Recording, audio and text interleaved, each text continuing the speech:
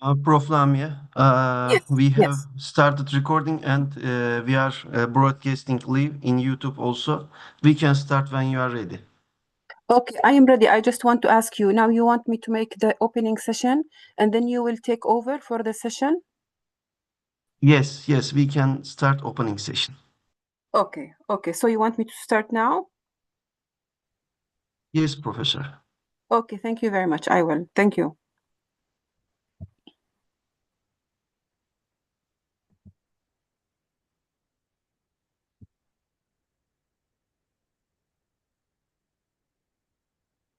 Good morning, wherever you are, whether you are in the morning or in the, we have different time zones. You may be in the afternoon or maybe in the evening. So, hello, everyone, esteemed academics, distinguished delegates, honorable guests, ladies and gentlemen. It is a profound honor to welcome you to the 12th International CEO Social Sciences Congress. On behalf of the organizing committee, I extend our warmest welcome to the vibrant and historic city of Karachi, Pakistan. Over the next 2 days, December 6th and 7th, on the 2025th, we gather not just as scholars and leaders, but as truly global community. Our Congress proudly hosts 306 academics representing 30 countries. This Congress takes place with the participation and contributions of countries like Argentina, Azerbaijan, Burkina Faso, Cameroon, Canada, Democratic Republic of the Congo, Ethiopia, Greece, India, Indonesia, Iran, Kazakhstan, Mali, Morocco, New Zealand, Nigeria, Pakistan, Philippines, Poland, Portugal, Romania, Saudi Arabia, Spain, Thailand, Togo, Turkey, Ukraine, United Kingdom, United States of America, Uzbekistan, all these countries spanning from Argentina to the United States, Turkey to New Zealand reflect the universal relevance of our mission.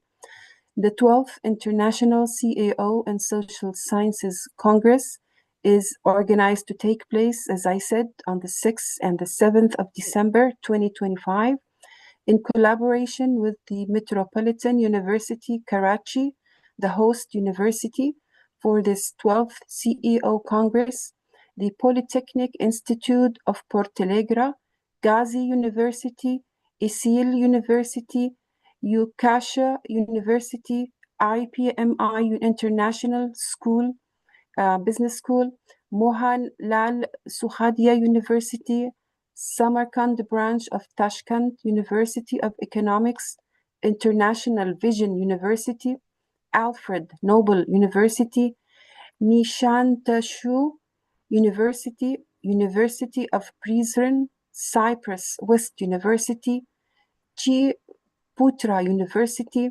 Universitas Diragantra Marsikel Surya Dharma, and Econ Sciences, ACMIT, NCM Publishing, NSEC, CEO Techmer, Ostim Technical University, Trisakti University, and Martin Artuklo University. Our appreciation goes to all the esteemed institutions and collaborators who made this gathering possible. The foundation of our Congress lies in the crucial synergy between communication, economics, and organization, the core fields of the CEO. These disciplines are not merely theoretical concepts, they are the very engines driving our global society forward. In a world defined by volatility and rapid transformation, effective communication is the lifeblood of trust and collaboration. Sound economics provides the framework for sustainable growth and prosperity. And robust organization allows us to translate ideas into coordinated, effective action. This year, our overarching theme is interconnected futures, navigating global challenges. This theme challenges us to explore the intricate interplay between the social, economic, environmental, organizational, and technological challenges of our time, and to develop interdisciplinary solutions for a sustainable future. Today's operating environment is more complex than ever. We are witnessing global shifts that demand a new level of strategic thinking. Our program reflects this need for comprehensive insight, with research covering diverse critical areas such as sustainability and firm performance, which translates into assessing how environmental, social, and governance goals align with business profitability. Also, it includes the digital transformation and risk management, analyzing the implications of digitalization from enterprise risks at airports to the role of new technologies in our daily operations. It also includes innovation and organizational change, exploring new frontiers, whether it is the impact of molecular cuisine on culture or the role of communication in driving successful organizational change. The value of this Congress is in the diversity of your expertise. It is here in the cross pollination of ideas that we can unlock the potential for innovation and strengthen the culture of scientific research. By engaging in open dialogue, sharing our knowledge, and building lasting professional relationships, we contribute directly to Toplam developing the bunların hepsi necessary kapalı. human, social, and cultural capital required for tomorrow's world. I encourage you to utilize every moment of this Congress to challenge assumptions, forge new partnerships, and fully engage with the exceptional research presented in our Turkish and English sessions. Let this Congress be a launchpad for ideas that will shape our collective future. May our discussions be insightful and make our networking fruitful and our time in Karachi inspiring. It is now my distinct pleasure to officially declare the 12th International CEO Social Sciences Congress officially open. Thank you very much.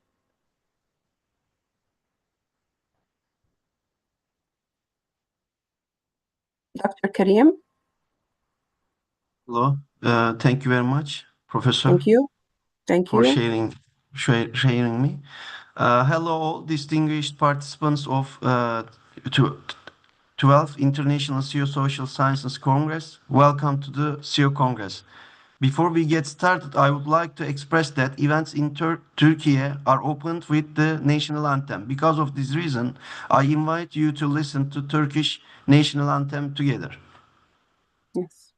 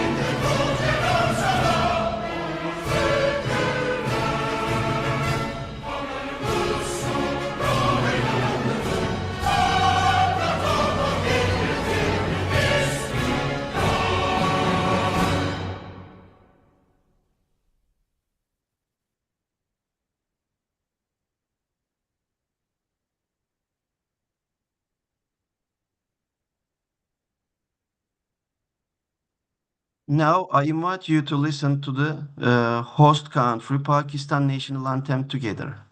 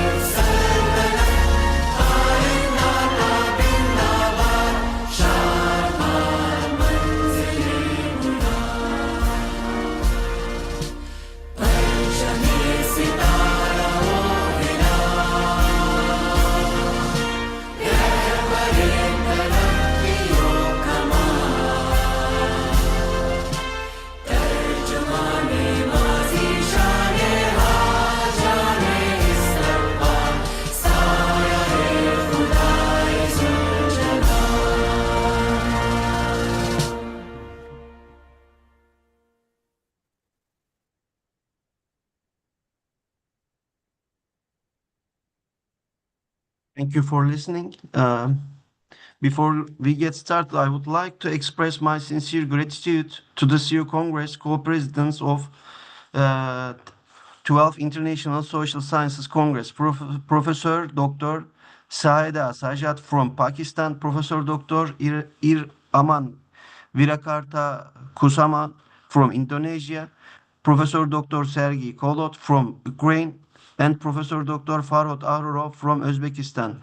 And also finally, the Honorable President Professor Dr. Ayaber Taubev from Kazakhstan personally. It is great job to all our team have done to make the 12th International Social Sciences Congress happen. You are reliable partners to move forward hand in hand.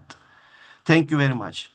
And I would like to thank some partners who have shown great devotion in bringing the Congress to this stage in your presence. Sabire Tuğçe Karadal, Lucita Vebrianti, Vivek Mardavia Darianto, Iramelia Naim Indraya, Devi Puspaina Fani, Sıhayda Sajat, Andre Mostert, Firdaus Baset, Luis Miguel Cardoso, Murteza Hasanoğlu, Reytay, Siamel Kafabi, and Soy Dasgupta. I hope that the Congress will contribute to the scientists, the effectiveness of the management of the public and private sectors.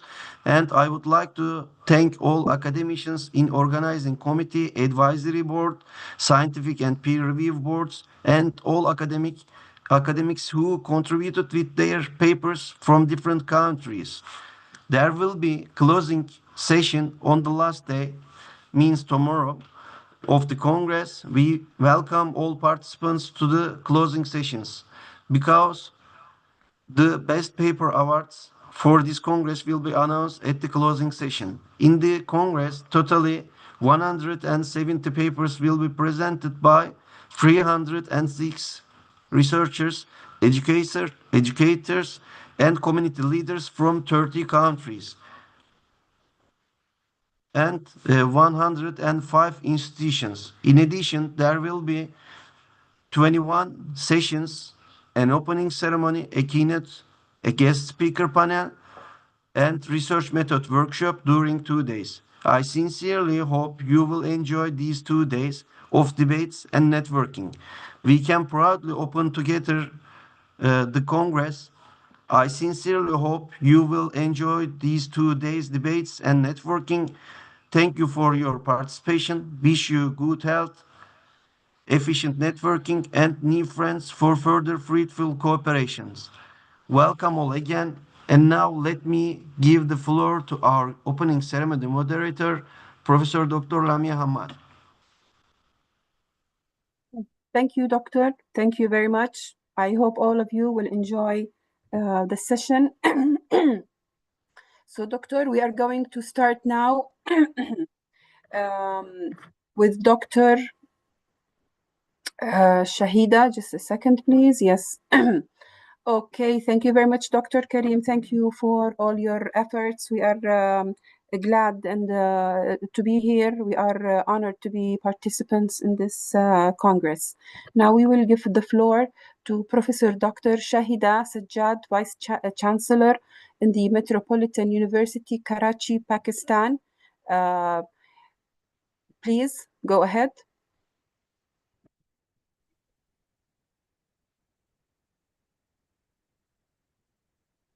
Dr. Shahida,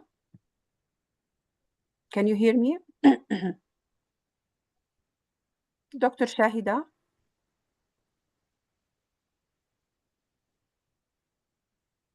Dr. Shahida?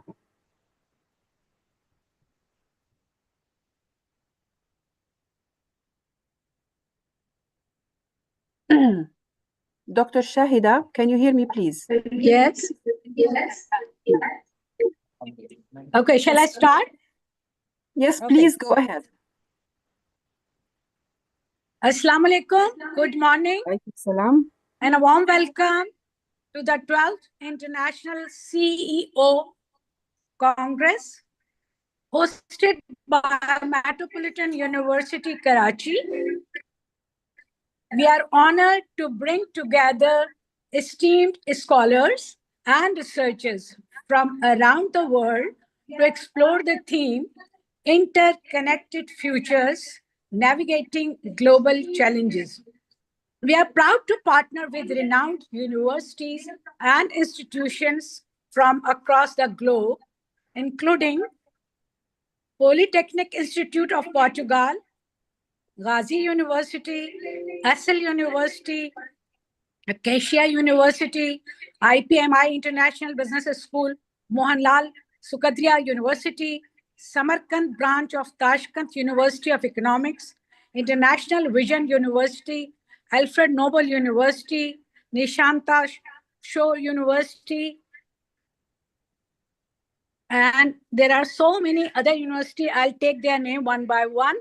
University of Prizren, Cyprus West University, Chipotra University, University Dirganthra, Marsakil, Surya Dharma, Econ Sciences, ACMIT, NCM Publishing, INSEC, CEO TechMail, Austin Technical University, Trisakti University, and last but not the least, Madan Atukola University.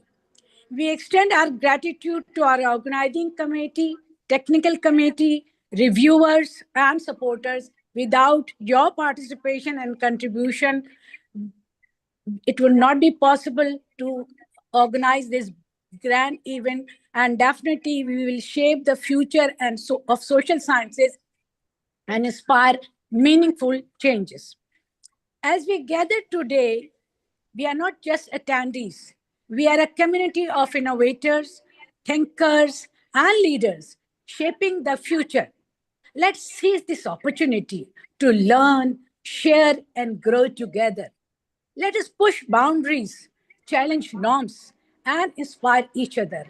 Over the next 2 days, we will delve into the complexities of social, economic, environmental, and technical challenges, seeking interdisciplinary solutions for a sustainable future. We are thrilled to have participants from diverse backgrounds and are excited to share their research and ideas. Let's make the Congress a memorable and impactful event. As we gather here today, we are reminded that global challenges require collaborative efforts and innovative thinking. Through our discussions, a brighter, more resilient future for all. Let us work together to address pressing global issues and create a better world for the generations to come. And let us get started on this journey and discovery and innovation. Once again, I welcome our distinguished guests, scholars, researchers, students, and believe that we shall avail this incredible opportunity to learn from each other. Thank you very much, and let's begin our Congress. Thank you. Thank you very much, Professor Dr. Shahida Sajjad. We hope that you also enjoy listening to the presenters and the discussions. Thank you for your presence today. Now we are going to move to Professor M. Aman Werkartar Kusuma, Director of IPMI Institute Indonesia, Co-Chair. Please go ahead.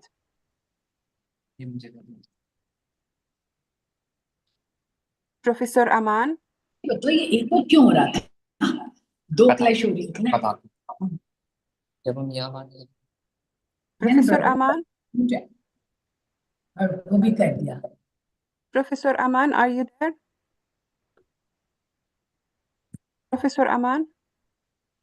Your Excellencies, distinguished delegates, अब esteemed मुझे शाम colleagues, को बता दो ladies governor and gentlemen, कि शाम को on इस पे behalf चलाओ of इस the पे. Institute in Jakarta, बंद it is नहीं an नहीं honor to join you today and to serve as co-host of this year's Congress here in Pakistan.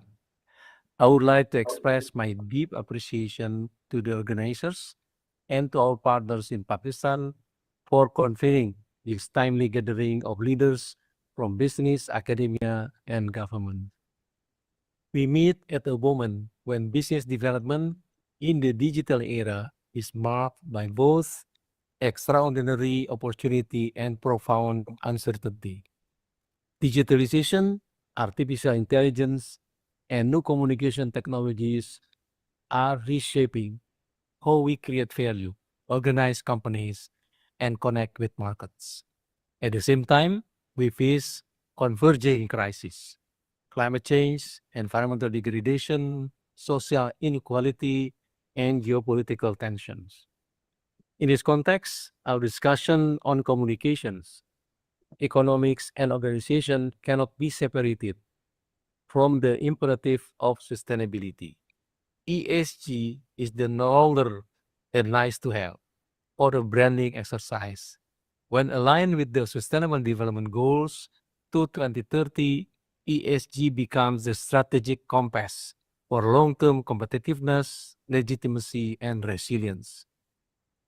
We see the urgency all around us. In Indonesia, in many neighboring countries, we have recently witnessed devastating floods, landslides, and other natural disasters.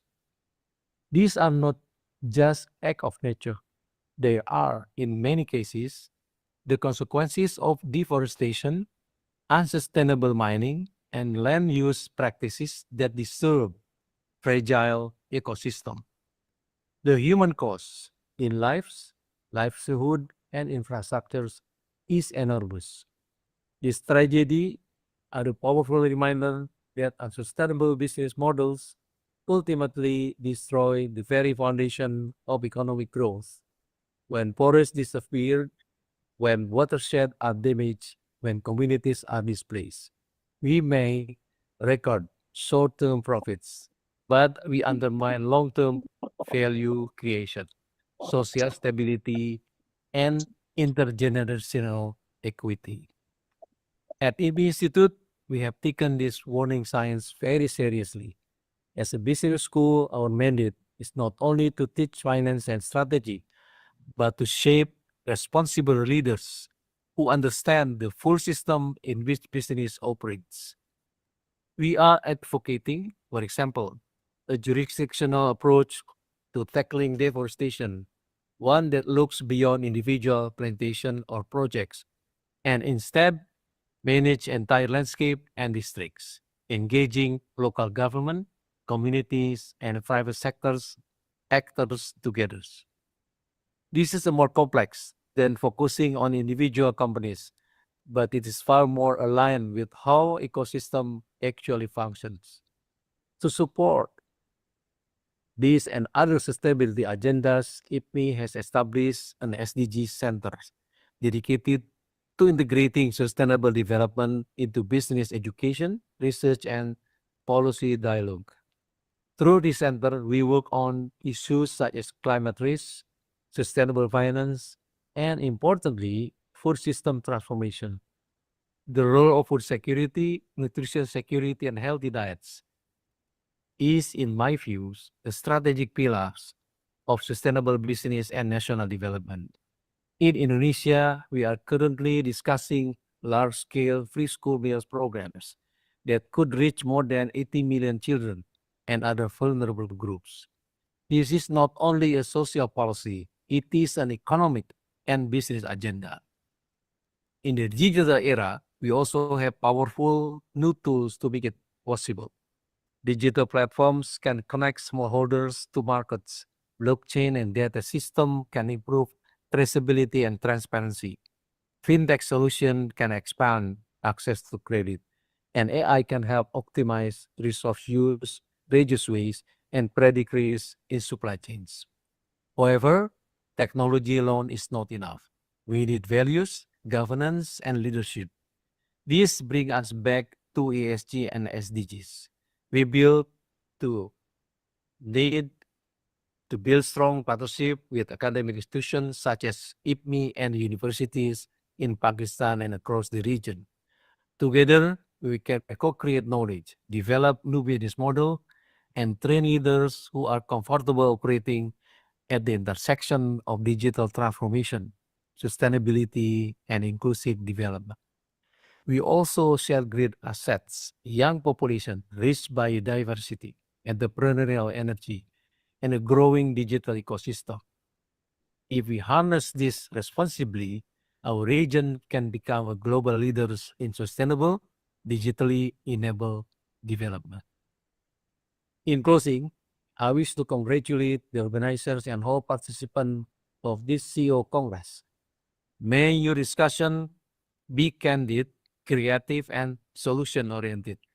I'm confident that the ideas and collaboration formed here in Pakistan will contribute not only to stronger companies, but to more resilient societies and a more sustainable future for our region and the world.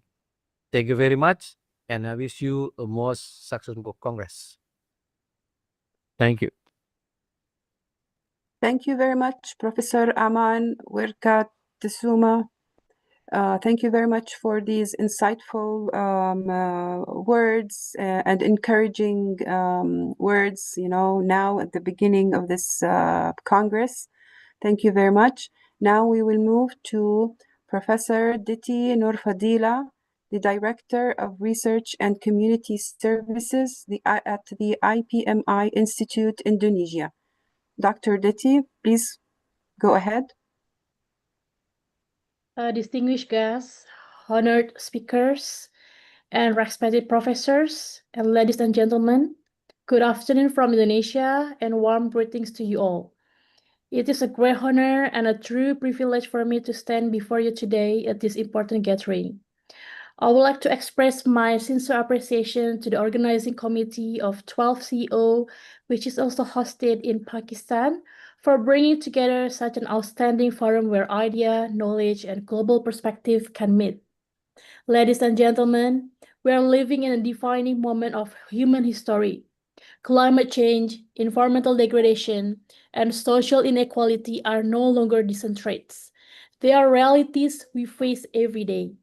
Extreme weather events, food insecurity, water scarcity, and rising economic vulnerability remind us that sustainability is not a choice, but a necessity.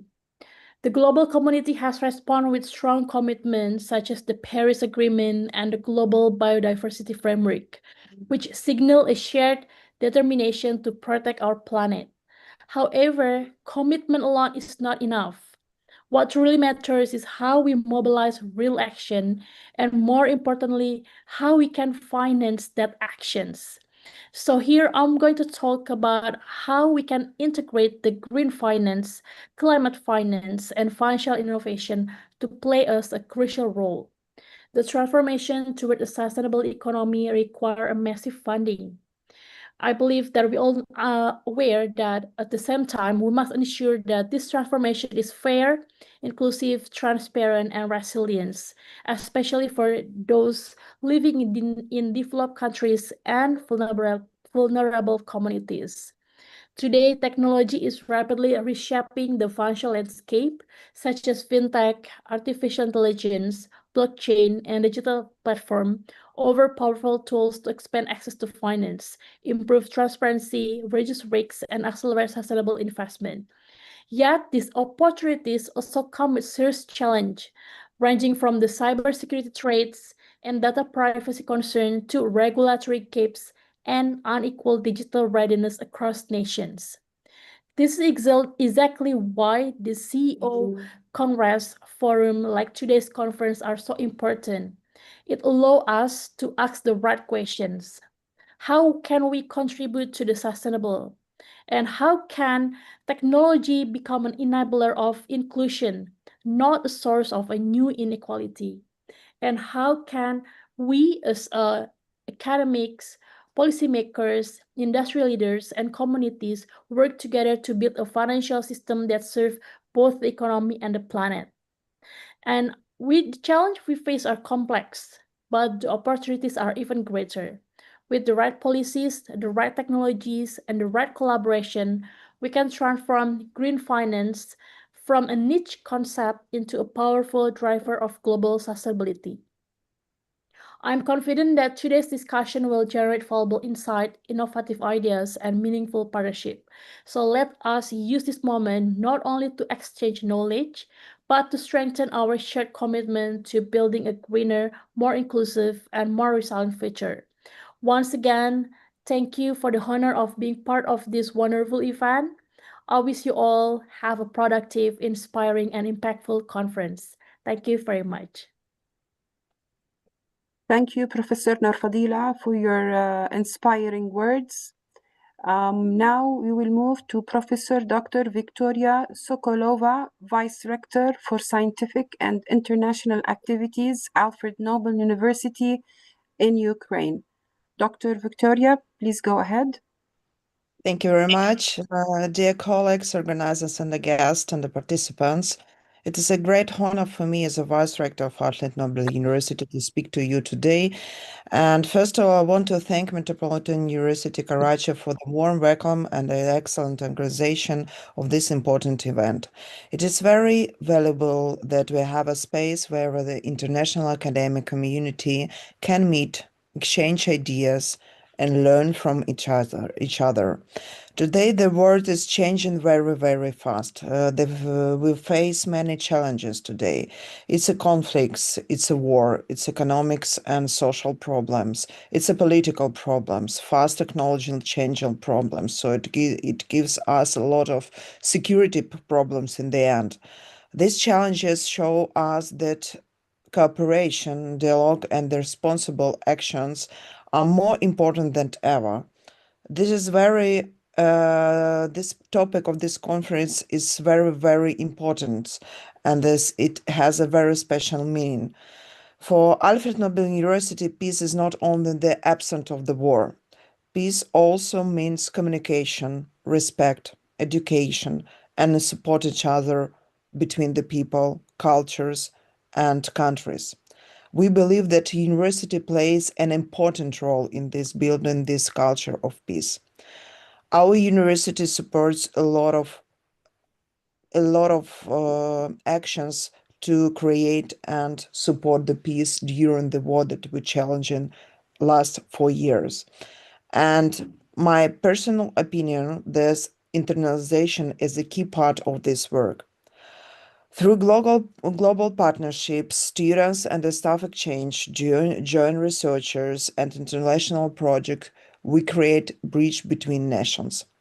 International cooperation helps us understand each of other better and promotes peaceful solutions in the context of the world. When students and researchers from the different countries work together, they learn to trust, respect, and support one another. And this is the true foundation of the peace. Today, global challenges require not isolation, but active international engagement. By sharing these ideas and working together, we can develop a better response to the problem of our society that we face every day. I believe that this discussion during this conference will help create new ideas, new partnerships, and a strong cooperation between universities and the countries. I hope this event will inspire all of us to continue our work for a more peaceful, connect, and responsible future. So I wish you and I wish all of us the very good discussion, fruitful work, new knowledges and new opportunities. And thank you very much for give the floor and have a very good, safe day because for us, last 4 years, it's very important. So thank you very much. And I give the floor again to you. Thank you, Professor Sokolova.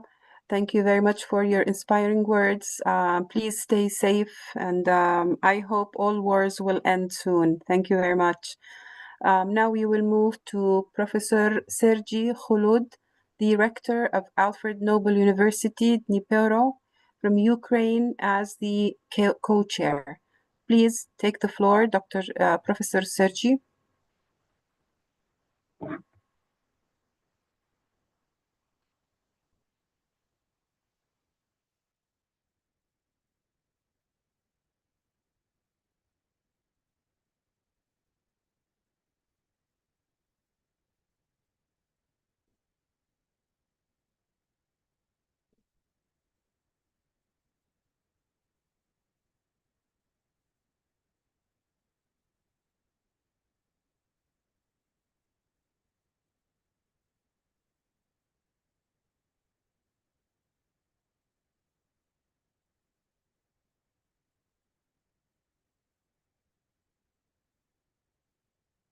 Connected futures, navigating global challenges.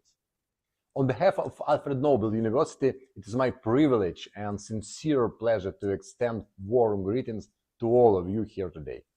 We are deeply honored to join the global academic community represented at this Congress and especially grateful to Metropolitan University Karachi for hosting this important event. Your hospitality and commitment to fostering intellectual dialogue and truly admirable.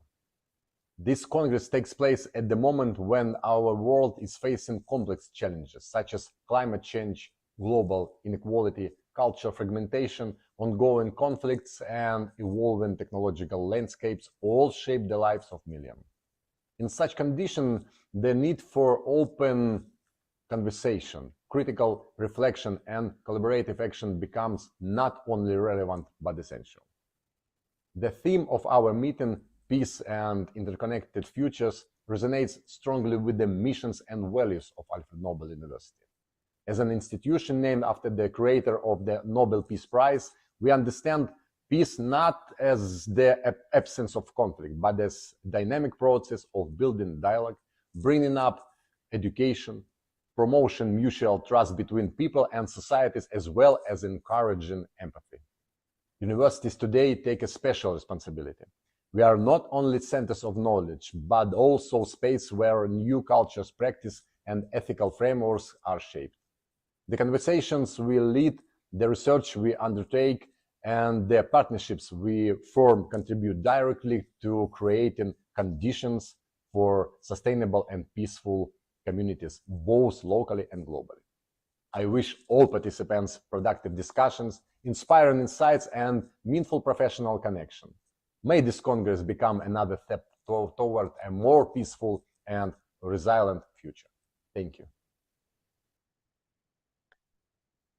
Thank you very much. That was a word from Professor Sergei Holod, the rector of Alfred Nobel University from Ukraine. And now we will move to Professor Dr. Farhod Ahrarov, the vice rector of Samarkand branch of Tashkent University of Economics from Uzbekistan, as the co-chair. Please, Professor Farhod, take the floor. Thank you very much, Dr. Hamad. Yep. Thank you very much, Dr. Hamad, distinguished chairs, directors, dear colleagues, dear students, ladies and gentlemen. So it's a great honor for me to address today's in the 12th International CEO Communication Economic Organization Social Science Congress. First of all, let me sincerely thank our hosts in Pakistan in organizing committee of the CEO Congress. So I am grateful to also to coordinator Mr. Karim Karadal and all colleagues who worked tirelessly to make this Congress possible. I have the privilege to represent the Samarkand branch of Tashkent State University of Economics and here in Uzbekistan, and also serve as participant of Congress. This year, the CEO Congress brings together like more than 300 academicians from 30 countries in multiple disciplines. This diversity is our great strength. Today's global challenges, climate change, inequality, digital disruption, geopolitical tensions, cannot be understood or solved from single national or disciplinary perspective. They demand exactly what this Congress offers: international, interdisciplinary, and intercultural dialogue. The three pillars of the Congress, communication, economics, and organization, are deeply interconnected. Without effective communication, our research does not reach policymakers, businessmen, or society. In an age of social media and artificial intelligence, we must communicate knowledge clearly, responsibly, and inclusively. Without solid economics, we cannot design sustainable policies for growth, welfare, and stability. Many sessions here, from financial resilience and poverty to green transition and digital markets, remind us that economics is ultimately about people's lives and opportunities. And without strong organization, even the best ideas remain on the paper. In Uzbekistan and Central Asia, these issues are very real. Our country is implementing deep reforms, investing on human capital, digital infrastructure, green economy, and digital transformation. At the Samarkand branch of Tashkent State University of Economics, we are working to become a regional hub for economic service in tourism, green economy, and digital economy. And international partnerships like this Congress are essential for this vision. I would like to invite all of us to look at this Congress not only as today event, but as a start of deepening long-term cooperation.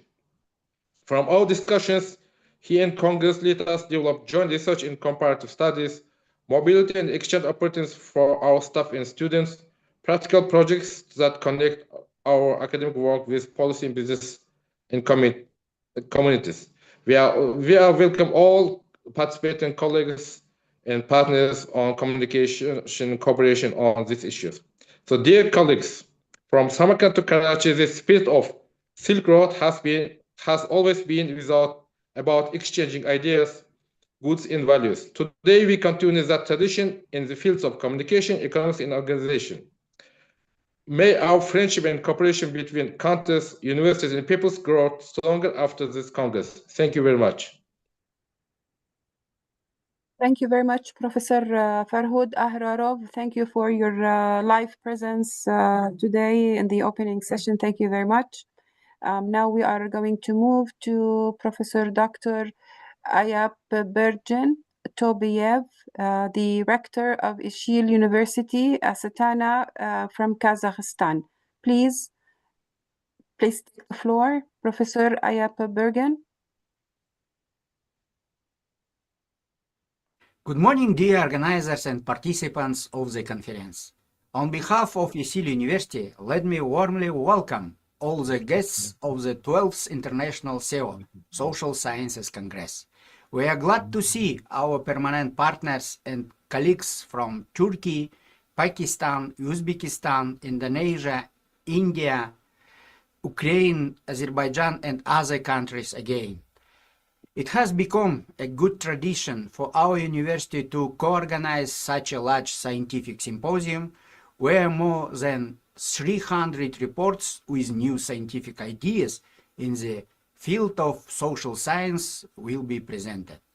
As always, the research topics presented at this year's Congress are extensive. It will be interesting to hear reports on accessing the effectiveness of business and public administration, new trends in managing organizations, new educational technologies, successes in achieving the sustainability of states and local communities, and other topics. I hope that in the process of discussing the research results, the authors of the reports and the audience will be able to find new ideas for their future scientific work aimed at the prosperity and well-being of mankind. We are always proud that we can contribute to international scientific cooperation and integrate even more into the global scientific community by participating in this conference. In conclusion, I would like to note the following. We are always happy to participate in such large-scale scientific events as this contributes to the professional growth of our researchers and the establishment of strong ties with representatives of the global scientific community. As always, I wish the organizers, participants, and guests of the Congress interesting and fruitful discussions and the achievements of their goals. Thank you for the invitation and the opportunity to participate in such a representative scientific forum. Thank you very much for the speech of Professor Ayap Bergen Topabiev. Thank you very much. I would like again to thank you and thank all the speakers in the opening session. Again, I would like to thank you, Professor Dr. Shahida Sajjad. I would like also to thank Professor Aman Werkartu Suma. And I would like also to thank Professor Deti Nurfadila, Professor Dr. Victoria Sokolova. I would like also to thank Professor Dr. Sergey Khulud and Professor Dr. Farhud Ahrarov and Professor Dr. Ayap Bergen Tobayev. Thank you very much for these inspiring speeches, which we hope that will make the Congress productive and fruitful for all the participants. And we also thank Dr. Karim Karadal, the coordinator, who has worked hardly on this conference. Thank you very much for being here today. Thank you very much. Dr. Karim, I give you the floor. Professor Dr. Lamia Ahmad, thank you very much for your great moderation of the session, opening ceremony. We are moving to next session, which is keynote speaker session. Thank you very much. Thank you all. Thank you all. I want to announce the first speaker of the keynote speaker session, Professor Dr. Devi Puspaina Fani. She's professor in business management in the Universitas Dirgantara Marquess Al Sur Yatarma from Indonesia. Well, Prof. thank you Devi, very much. yes, Yes, floor I'm is here. yours, madam. Yes, thank you, Professor Karim. This is an honor for me to be able to attend the 12th CEO Congress. And ladies and gentlemen, esteemed guests and fellow advocates for a greener tomorrow. Today, I would like to speak about aviation industries, green sustainability, and green human resources management. Well, ladies and gentlemen, the aviation industry is at a crossroads, and we are soaring through the skies that we are reminded of the incredible feats of human ingenuity that got us here. But we are also faced with a stark reality. Air travel, as a symbol of freedom, connectivity, contributes significantly to greenhouse gas emissions. The stats are telling aviation's accounts for around 2.5% of global CO emissions, and that's expected to grow as demand for air travel increases. But there's a thing that we can change the narrative. Well, sustainable aviation is no longer a pipe dream, it is a necessity, and it's happening now. For sustainable aviation fuels, or SAFS, to electric and hybrid electric propulsion systems that innovate are pouring in, and airlines are investing in fleet modernization, optimizing routes, and exploring carbon offsetting programs. But it's not just about technology, it's about a mindset. We need to rethink how we fly, how we design aircrafts, and how we power them. Governments, industries, and individuals must collaborate to drive changes. So, what is next, ladies and gentlemen? Let's push for policies supporting sustainable aviations, invest in clean technologies, and make eco-friendly choices. Together with colleagues, academics, and all the people surround us, we can soar the new heights, leaving a lighter footprint on our planet. The future of flight is green and is taking off. Well, thank you, ladies and gentlemen, for this valuable time. And I would like to return the floor to Professor Karim Kardal. Thank you for the time and the opportunity, ladies and gentlemen. Thank you very much. Thank you very much for your great presentation, dear Prof. Devi.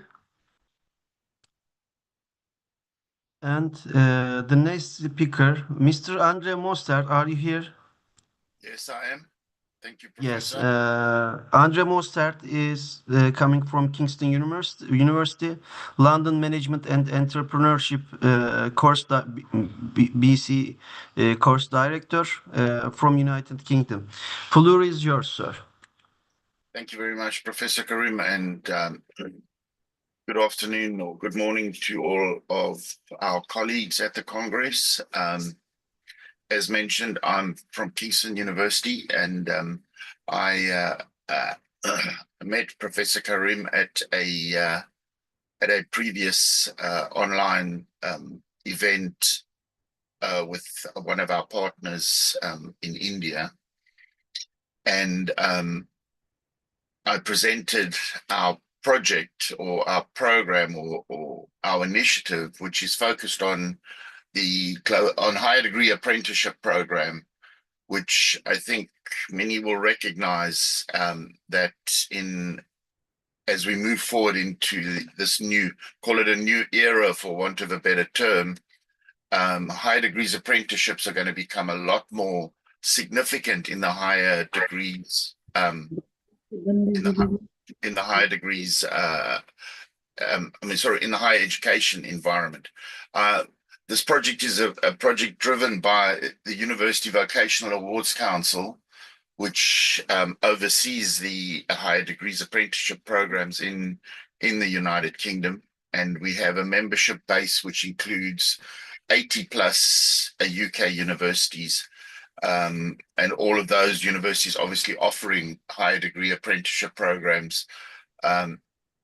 We are aware, of course, that many countries do have their own higher degrees apprenticeship initiative, and this project aims to really be a collaboration between Global South and Global North in terms of us learning from each other and exchanging. So I'm going to run through it fairly quickly. And obviously part of this is always, it's an open agenda. So very keen for possible, no, it's not working. Okay, there we go. So at a glance, really, it's an initiative to co-design and pilot high degree apprenticeship programs and to align, which promotes the alignment with the labor market needs. Obviously, the concept of a high degrees apprenticeship program addressing youth unemployment, and I think we'll see that youth unemployment is becoming quite extensive, and who knows the impact of AI on employment. Bridging the academia and occupational standards, having a skills-led initiative, increasing the flexibility of classroom practice, enhancing the interface between the classroom and the world of work. In the long and the short of it, a high degrees apprenticeship program involves the students working for the majority of the week within the business and then spending time at the university. So increasing that interface and, in a sense, replicating what an apprenticeship system looks like at the level 3 and those type of areas, and promoting curriculum responses. Our core principles are: we want to look at existing policy enablers, because we know that many other countries are applying or developing higher degrees apprenticeship programs in a recognition that this is a way to enhance the interface. It's a co-construction project, not a replication, and we're looking at locally grounded initiatives informed by global best practice in a north-south collaboration environment. Our strategic objectives, obviously aligning with industry, building institutional capacity, supporting national skills agendas, and promoting inclusive and work-based pathways. Presently, we've identified a 3-phase, because at the moment we are running this without any major funding support. So we're looking to work with partners to build their capacity so that they can start to hopefully secure funding. We have had a pilot with our partner in India, Brainware University, but our UK partners who are part of this present initiative are UVAC, obviously, Kingston University, Sussex University, and University of Surrey, or University of Sussex and University of Surrey, sorry. And some of our example global partners: India, Kenya, Malawi, Nigeria, Pakistan, Tanzania, and the list goes on. We've got about 12 or 13 country partners at the moment. And we're aiming to build that cross-section infrastructure between universities, employers, governments, and NGOs. So if you look at the UVAC membership base, you'll see we also have some employer bodies there. We have world-class skills. We have a number of other partners who are members of UVAC. So at present, this is the role of the main partners.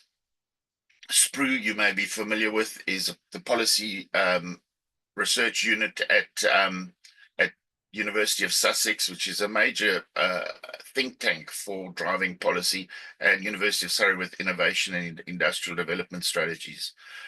We also have University of Thelessy on board, and they are looking to expand the model into Europe, with the view, of course, of hopefully securing European Union funding as we move and as we build the infrastructure of the partners. The main logic driving this is the North-South knowledge exchange, sort of sharing the experience that we've had in our context, the good, the not so good, and the to be avoided at all costs, because the implementation of the high degrees apprenticeships has come with many challenges.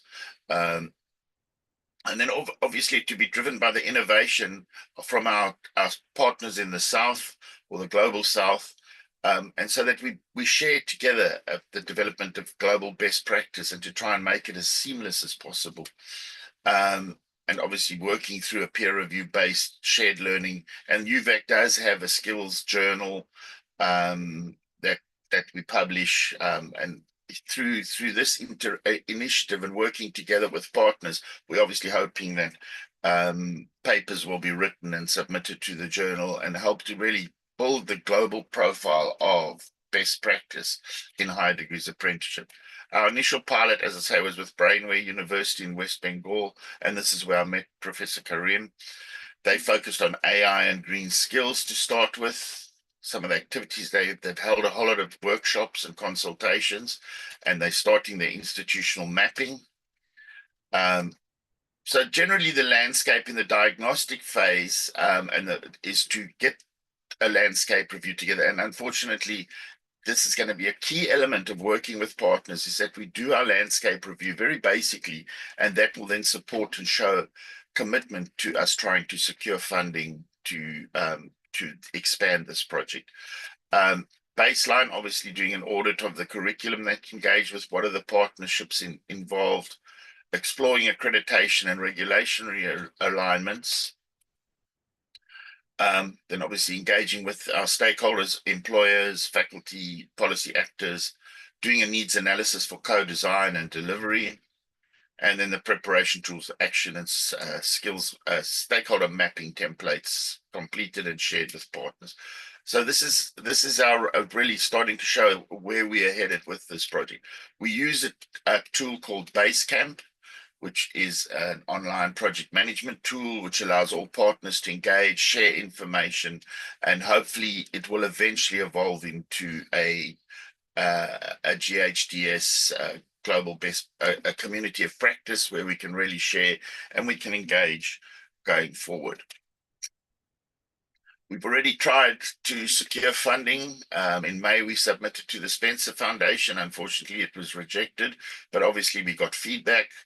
Our expression of interest to strands 1 and 2 in the RCC was rejected. And we're now presently working on an ESRC responsive mode bid, which we aim to submit in March or April in 2026. And key to that will obviously be hopefully securing funding to support partners to engage with the development of the next phase. We also look to support in-country partners to try and help them secure funding, with the main idea of them coming to on a study tour, which I'll talk about in a minute, and to try and work with business and sector councils to secure funding for organizations in country to help build and engage with this initiative. Obviously, as I mentioned, there are many countries who do have high degrees initiatives, and I'm sure many of you here, your countries or your industrial strategies do talk to things like high degrees apprenticeships. But part of what we would work with together, obviously, is working to align with the national employment strategy. What are the education goals within the country? What are the skills development initiatives? And then to build, and the way we're building it is around a fact-finding mission to try and get a group of people from each of the partner countries to visit the UK to actually explore how we've gone about it, and actually to have a look at how we could cooperate going forward. I see I made a mistake there. It should have been October 25. I just filled that in this morning. I beg your pardon. But we received a mission from Pakistan in October. And we are about to, next week, the ministry from Vietnam will be in the UK to look at skills development and human resource management in terms of promoting science, technology, and innovation in Vietnam. So the goal of fact-finding missions really is an important strategic part to this initiative, so that partners have the opportunity to spend time with us discussing the context within which they are operating and how it can, the initiative that we are building can be shared, and have a common vision in terms of a north-south cooperation and global best practice. Obviously, part of that is working with the partners to try and secure funding, so that they can come. And it's fairly easy. It's a little bit easier, because if we put it into small packages and country X comes to on a study tour, a week study tour with us, then obviously things can move forward in terms of a national agenda, and we can see how we can work together. In closing, some of the lessons really from higher degrees apprenticeship in this country: we need to be co-designed with employers. We have to have a work-based assessment infrastructure. We need to be flexible and responsive. And obviously, in this rampant change, I mean, many of our curricula at universities are really struggling to keep up. We have to have quality assurance frameworks. I mean, that obviously is essential. And as we know, there are skills levy funding in many countries and stuff. I haven't gone into the skills levy funding structures, because obviously that would be a discussion of a study tour to see how skills levies could be used, as say with policy and infrastructure.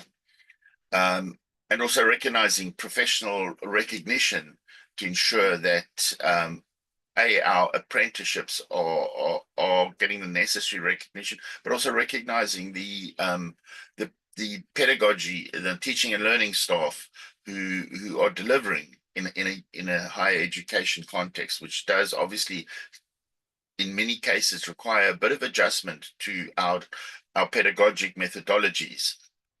So our roadmap ahead, obviously we understand that there's a funding gap. At the moment, we're building this without funding, but we will eventually secure funding. I'm fairly confident of that, but it will take a bit of time.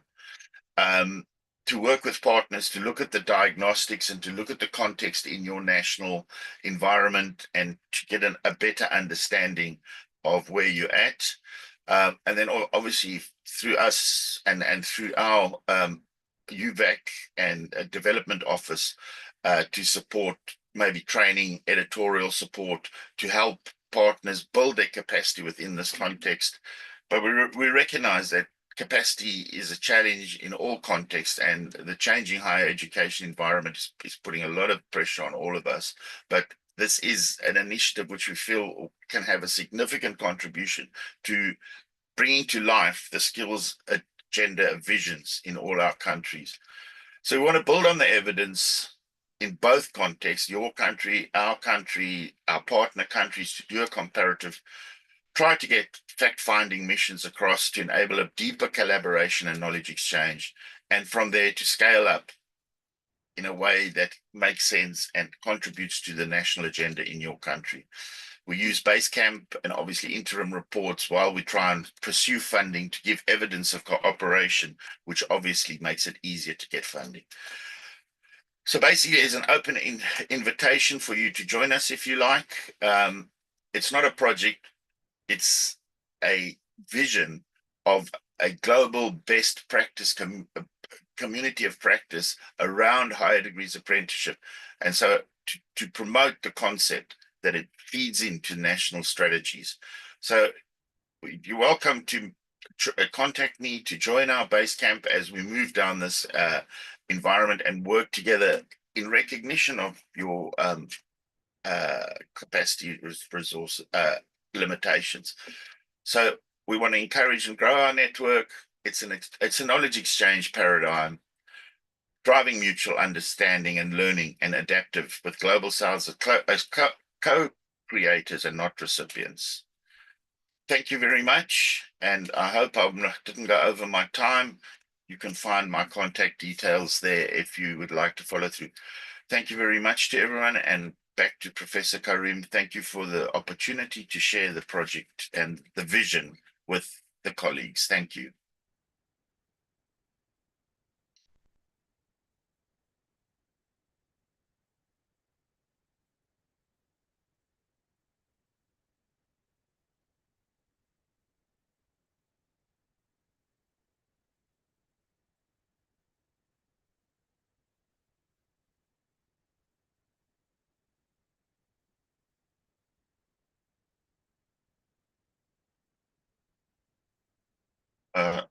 Is everything all right?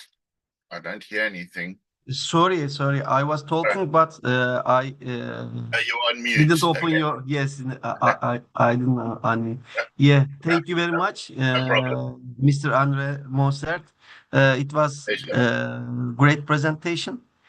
He was from United Kingdom, Kingston University. Thank you, Mr. Andre. Thank you very much. And the next speaker is Professor Dr. Siam El Kafafi. She is director of Eros Research Consultancy. She comes from New Zealand. Floor is yours, Professor Siam. Thank you very much, Kareem. It's always a pleasure to be with You're you in the welcome. CEO conference. Salam, kia ora, and greetings from Aotearoa, the land of the long white cloud. But today I'm in sunny Cairo, Egypt. So it is always a humbling and an honor to share with you my research and to be invited in such a great congress. I would like to thank all the participants, all my colleagues, and all the ones who presented their research, their findings, and their wonderful speeches. Today, I would like to share with you, my topic is about bridging cultures and building peace, harnessing indigenous wisdom and intercultural competence for a sustainable future. I'm trying to enlarge it. I hope that everybody can see my screen clearly. Yes, it's visible, Prof. Siam. Excellent. Thank you. Thank you very much. So that is the content of my presentation. Okay. So that conversation is extremely important with what we are going through this whole world, as you've heard from several of the speakers, that we are actually in a connected but still divided world. There are lots of things that is happening to lead to this fragmentation. Also, even though we have diversity, we talk about cultural inclusion, there is still conflict and misunderstanding. And also, there's a big, huge issue that's to do with sustainability. And in order to be able to deal with that, we have to look at us human relations. So what is the purpose of that presentation is to explore with you how intercultural competencies and indigenous wisdom support a peace building and sustainable future. So my focus, I do talk about what's happening globally, but I come and focus about where I work in New Zealand. It is an indigenous institute. It's called the Tiwananga or Aotearoa. Aotearoa stands for New Zealand, that's the Maori name.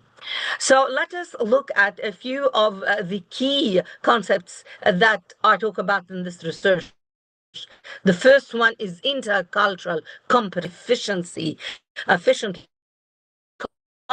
communicate with each other across the different cultures. Also, the other concept is peace building, which is really to the core of this theme of the conference. How are we going to transform our relationships in order to minimize from any conflict?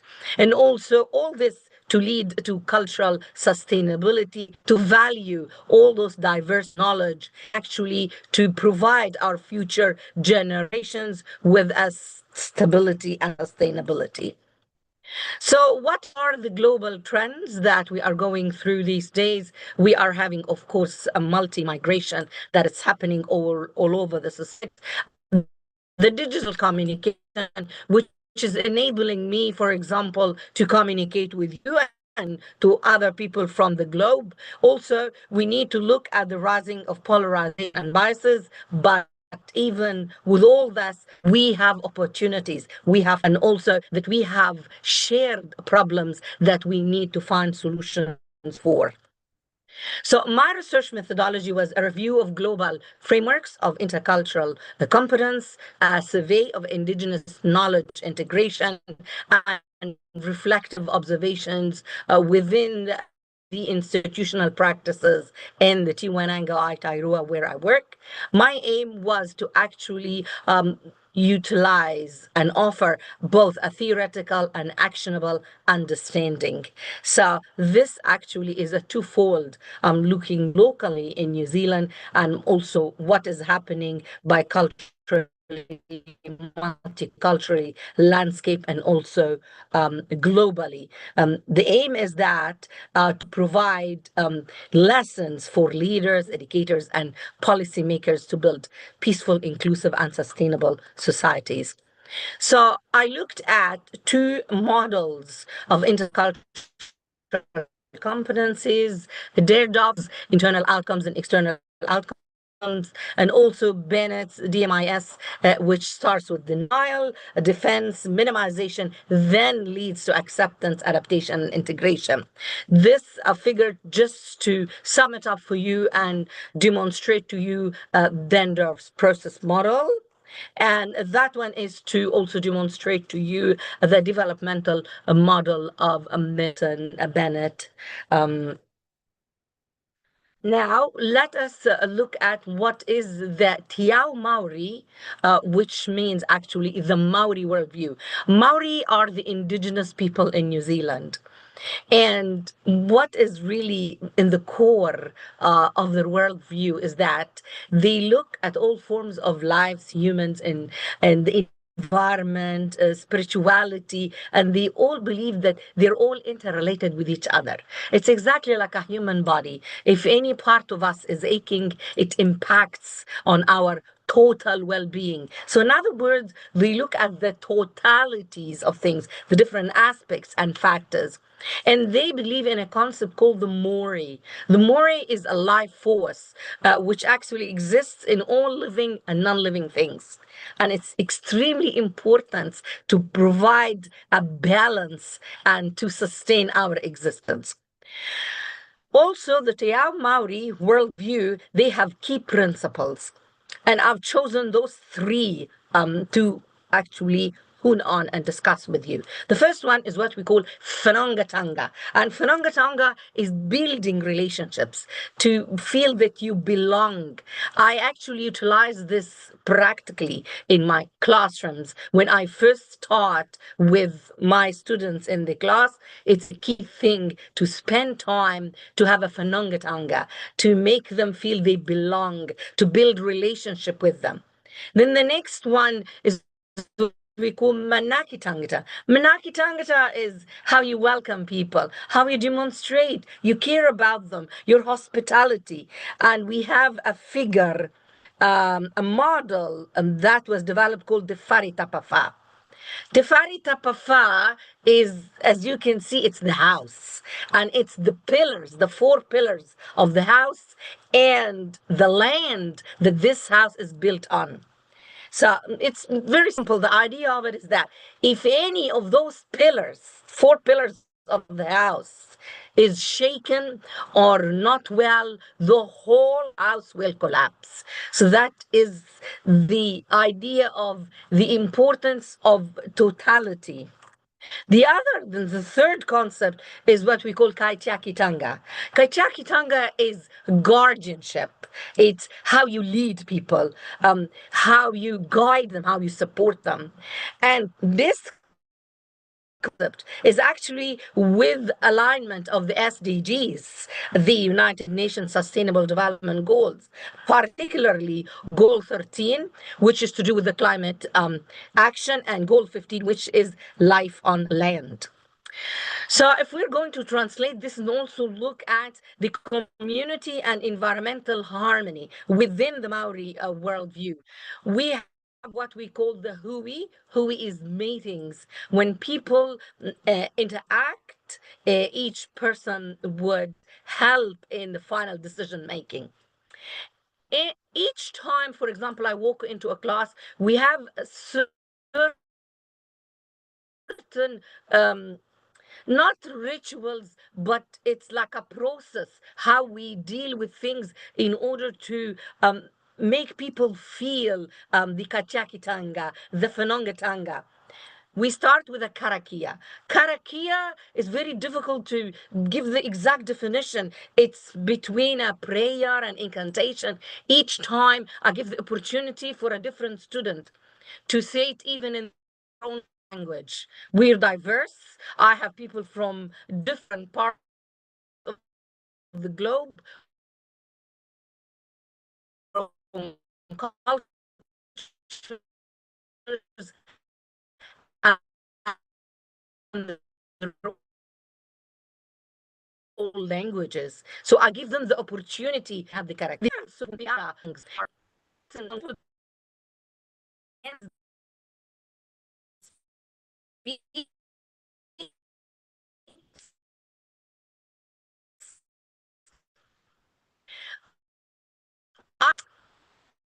a way of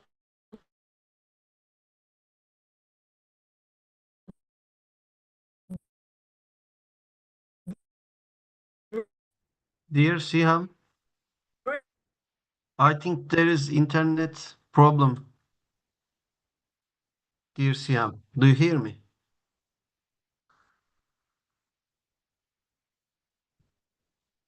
As I see, Siham has gone because of internet problem. Uh, let's move on to the next speaker. When she comes back, we can give her right to proceed her presentation. Mr. Hernan, are you here? Good Sorry, morning. Siham Hello, is. Rachel. Can you continue? Hello, sorry, Mr. Can you hear me? Hernan. obviously, I'm Yes, sorry, Hernan. obviously I got disconnected. Yes, Siham. Yes, full is yours again. We are I'm listening. sorry, I'm very sorry. I found all of a sudden while I was talking, it was saying reconnecting. No Okay. problem. Did you hear this the last one? Did you hear that one?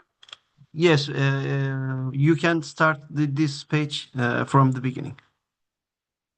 Oh, okay, you didn't hear it. Okay. So, my apologies. I was just talking about a key things and concept that we practice every day. And I was talking about how we utilize the karakia, which is the prayers that we start with. And I give the opportunity for different students in my class. They come from different parts of the world. They have their own cultures. They have their own languages to even do it with their own language. Also, the other concept is the wayata. So we'd find in the huis, in the meetings, somebody will be standing and talking. And then after the person finishes talking, all the rest of the people who are sitting there and listening would stand up and would say awayata. And the wayata is a song, and it is trying to welcome the person, acknowledge them, and tell them we share the same values. So this is practiced daily in our institute, which is the uniqueness about it, different than what we call the mainstream universities. So these rituals, it's not only cultural expressions, it is to build in people, to reinforce kutahitanga. Kutahitanga means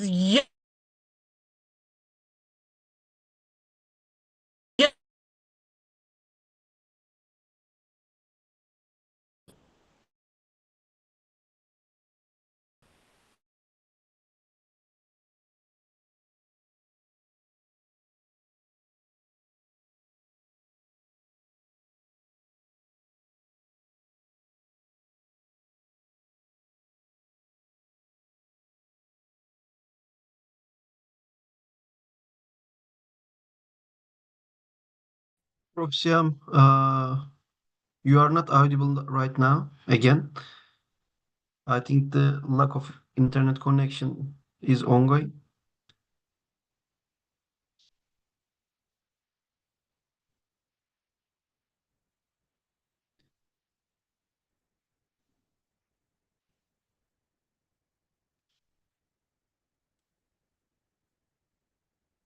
Uh, This is very embarrassing. no problem, Siam. Let's give you one more right, and if we can, Yeah. maybe Okay, closing your camera yeah, will maybe be. I'll try to okay.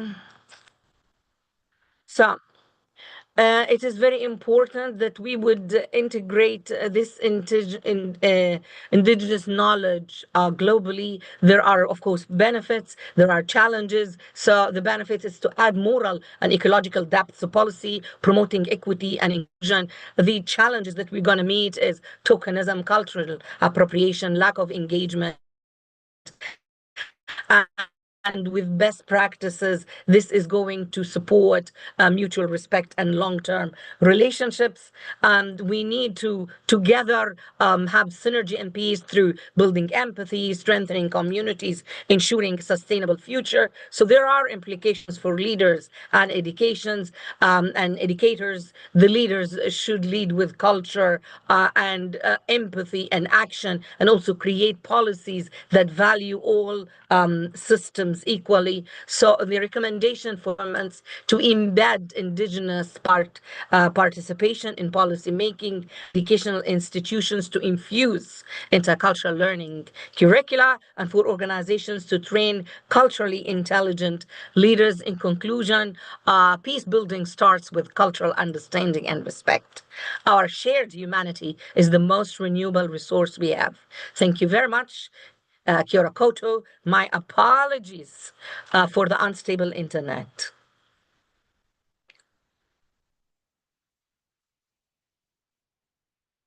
Professor Siham, despite all the difficulties, you were able to deliver your presentation. Thank you very much for your speech. Kareem, did you disable my video? Yes, I disabled to listen better. You can open your camera right now. Because of your internet connection problem, I disabled it. You can Okay. open. Thank you. You are welcome. Mr. Hernan Gil Forleo, the next speaker, he's from Argentina, University of Buenos Aires. Mr. Hernan, floor is yours, sir. Good morning, Karim. Good morning. It's Buenos Aires, the university, most important university here in Argentina. Buenos Aires is the pronunciation. Okay. Thank you very Okay, much for great. inviting me. Thank you for inviting me. Sihan, good morning. Carles, bona nit. A tot Catalonia. It's a pleasure to see all friends that I make here at the CEO Congress. Well, thanks for invite us. I will start with the presentation here.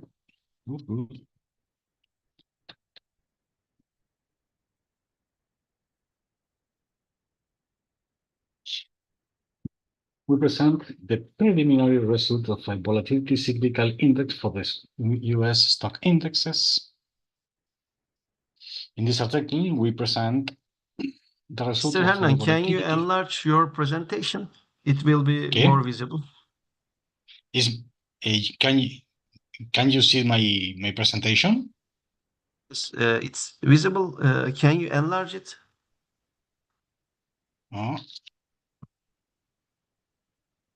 Wait.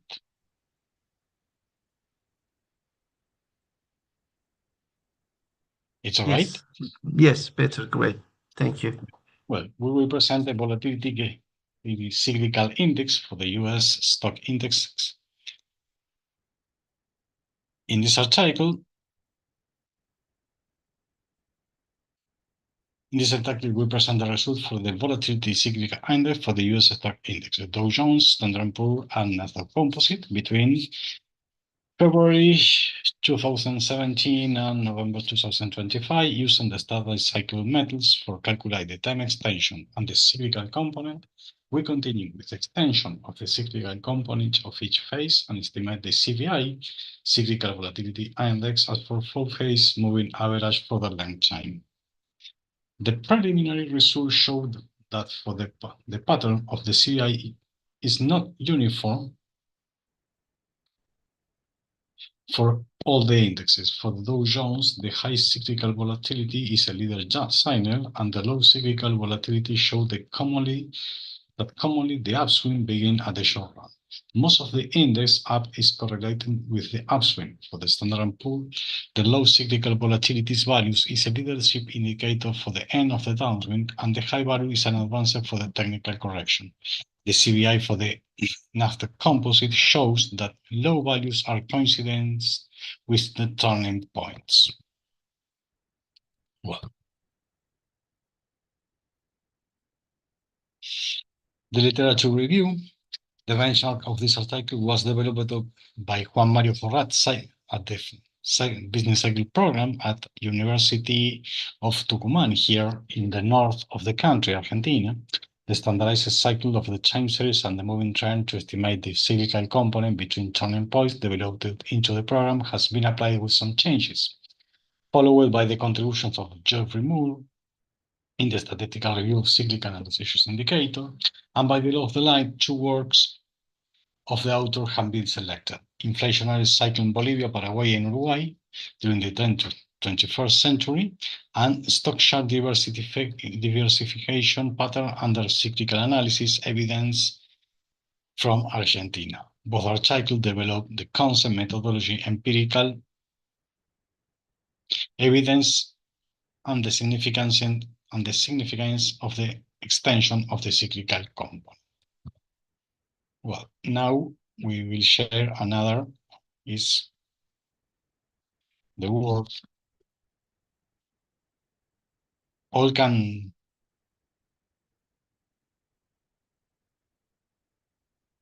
well, this is the methodology. Karin, did you see the? It's visible, sir.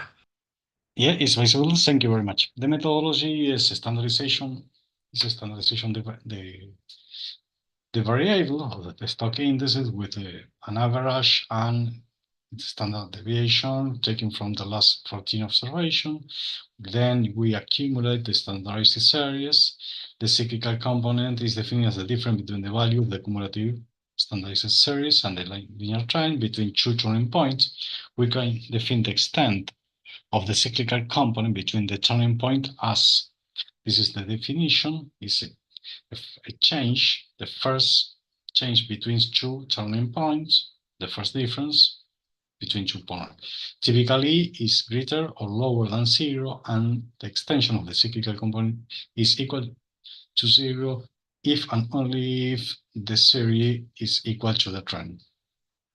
Its advantage over the cyclical component is that the extent of the cycle can be compared from the neutral value, providing a clear indication of the cycle magnitude. This is shown in red in the figure 2. Here, for example, we have a cyclical component.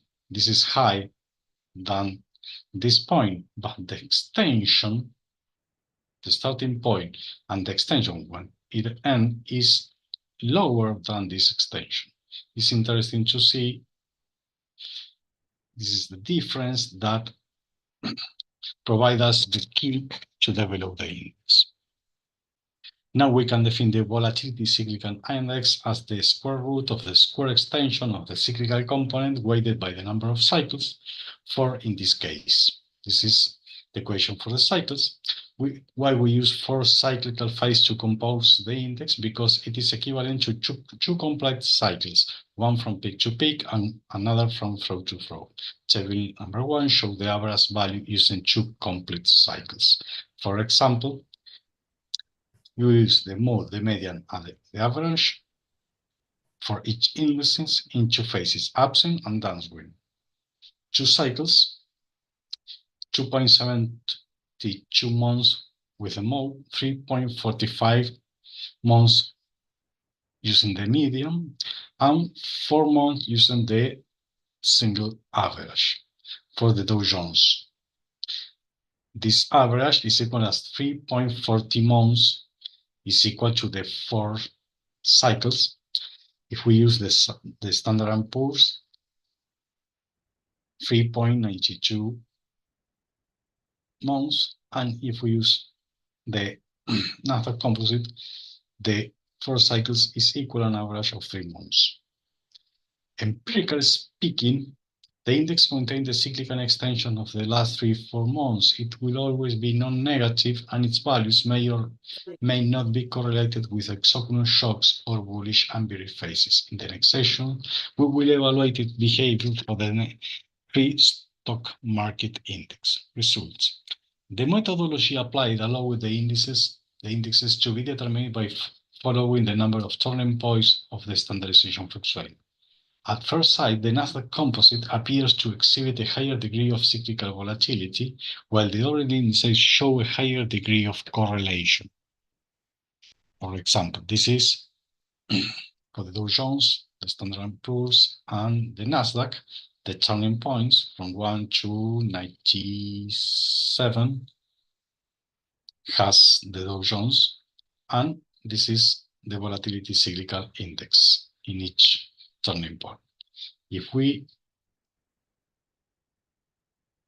see the charts, for example, this is for the Dow Jones, the red, the standardized series, in the line gray is the moving trend, and the cross only are the volatility cyclical index.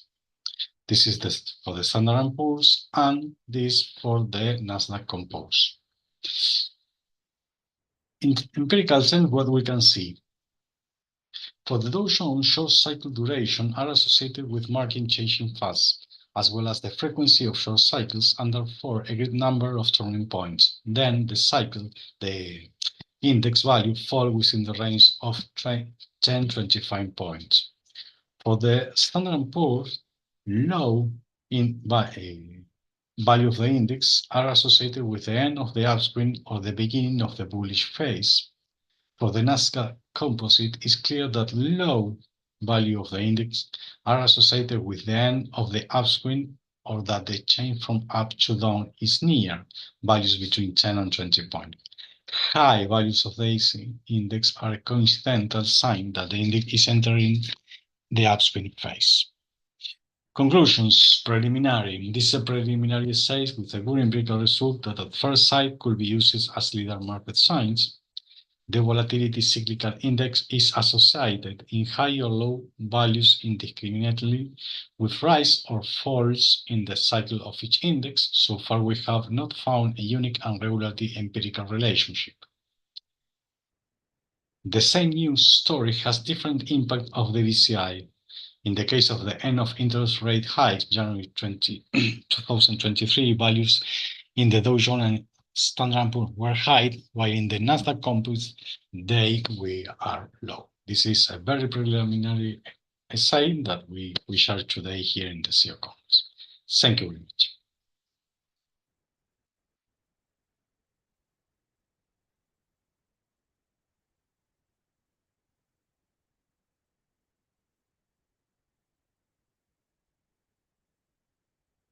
There is any question?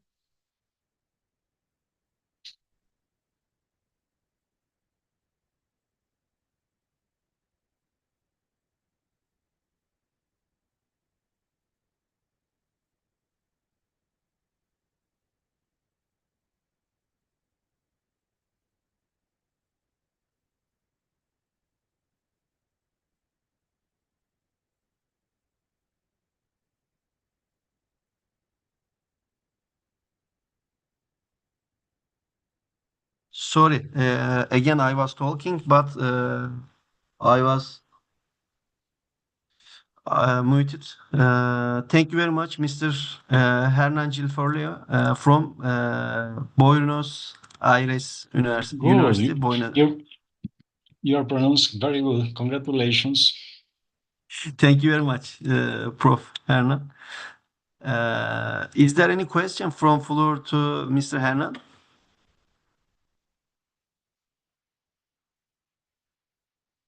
Actually, if there is a question to Mr. Andre Mostert or Professor Siam El Kafafi, we can take questions also to them because we didn't ask after their presentation if there are questions or not.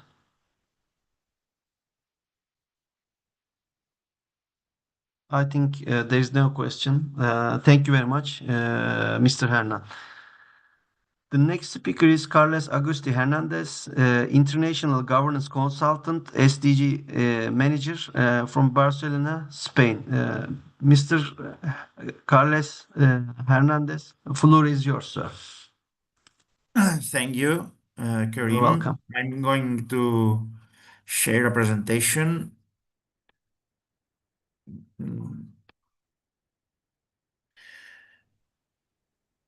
Are you? Yes, it is visible, sir. Okay. Okay. Just a moment. Okay, I'm going to speak linking with my last interventions in CEO congresses about geopolitical changes in the world and the affectation of these changes in technological and sustainability trends. First of all, at world level, we can see changes, important changes in governments, values, and the popular expression behind vote of people in different parts of the world.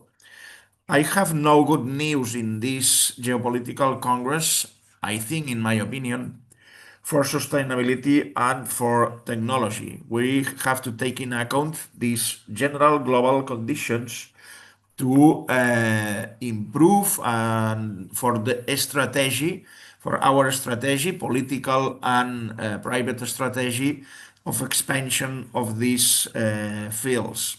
First of all, a strong political crisis in general, public administrations in crisis, this mix of population with public sector, crisis of political parties, and the apparition of different parties, different ideologies, referred or as a consequence of this political and classical parties crisis. Appear some populist movements, far-right parties, governments that give with them anti-globalization ideology and defense of self-interest and not global ones. I think that this cause a return to the past in this sense and in international relations. We go back 30 or 40 years from the multilateralism and global interest to imperialism, self-interest of countries, anti-globalization movements, and this more or less new imperialism as 50 years ago approximately. This is a risk, especially for sustainability policies, because these movements are skeptic about climate change and sustainability and SDG deployment, and also maybe for the good use of technology, because ethic limits are or ethic reflection, no limits, or yes, or limits or reflection are really necessary for the implementation of technology. In this context, global, more or less global context, Asia prioritizes efficiency and economical growth, and maybe is the part of the world that better defends against this global situation. And Europe is affected also for these changes and movements. The Union of Europe is stopped for this reason, and is affected also for an excess of bureaucracy and regulations that difficult his economical growth and expansion. This is in my opinion, the global context that explain a lot of things. And now we can see the different sustainability trends and risks based in this global situation. In sustainability, the different trends, for example, I'm sure that you can discover more or less, but in my opinion, a risky and not good pass from practical to legal implementation of sustainability. The success of sustainability are SDGs. SDGs are really a treasure that United Nations cook during a lot of years, and the success is translate the complicated language of environmental, atmospheric gases, sustainability, etc., to a governance one. If we pass from this practical language to complicated legal language, we are not helping that sustainability arrive to other parts of the world, in my opinion. Second tendency, SDG, ESG are here. Is from practical to legal, but the model of sustainability is following SDGs and its implementation for private companies, that is ESG. Carbon footprint is a hype now because almost in Europe, but I think that this spread to over the world because especially industrial companies are the main cause of this excess of CO2 and gases, toxic gases, and carbon footprint, the calculation of carbon footprint, decarbonization strategies are legal obligation in different parts of the world and is the hype now in sustainability. Certifications, of course, are necessaries. Always is good that some expert extern to your company come and say that you are doing well the things. Transversality of sustainability, governance, of course, sustainability affect the governance of the companies and public sector. Communication, sustainability is a good value. Population consider good the sustainability, affect positively the image and the reputation of your company, so you have to communicate. Reporting is another trend. In European Union is stopped by the omnibus law that is reviewing all these reporting laws to do more efficient and not so bureaucratic the existences of these laws. But reporting, you have to report to authorities, to the population, your sustainability achievements and strategy. Double materiality analysis as the first part of this reporting, but independent or autonomous of that is one strategy that a lot of companies are following. Blue economy, especially in my city, Barcelona, but in other places, are really a hype is growing this kind of sustainability, the blue economy, that have as a star the sea. Take profit of the sea, but protect at the same time the sea environment. Inclusion, diversity, and final natural capital and biodiversity protection. I think these are the main topics. And what are the risks attending the first global diagnosis of geopolitical situation?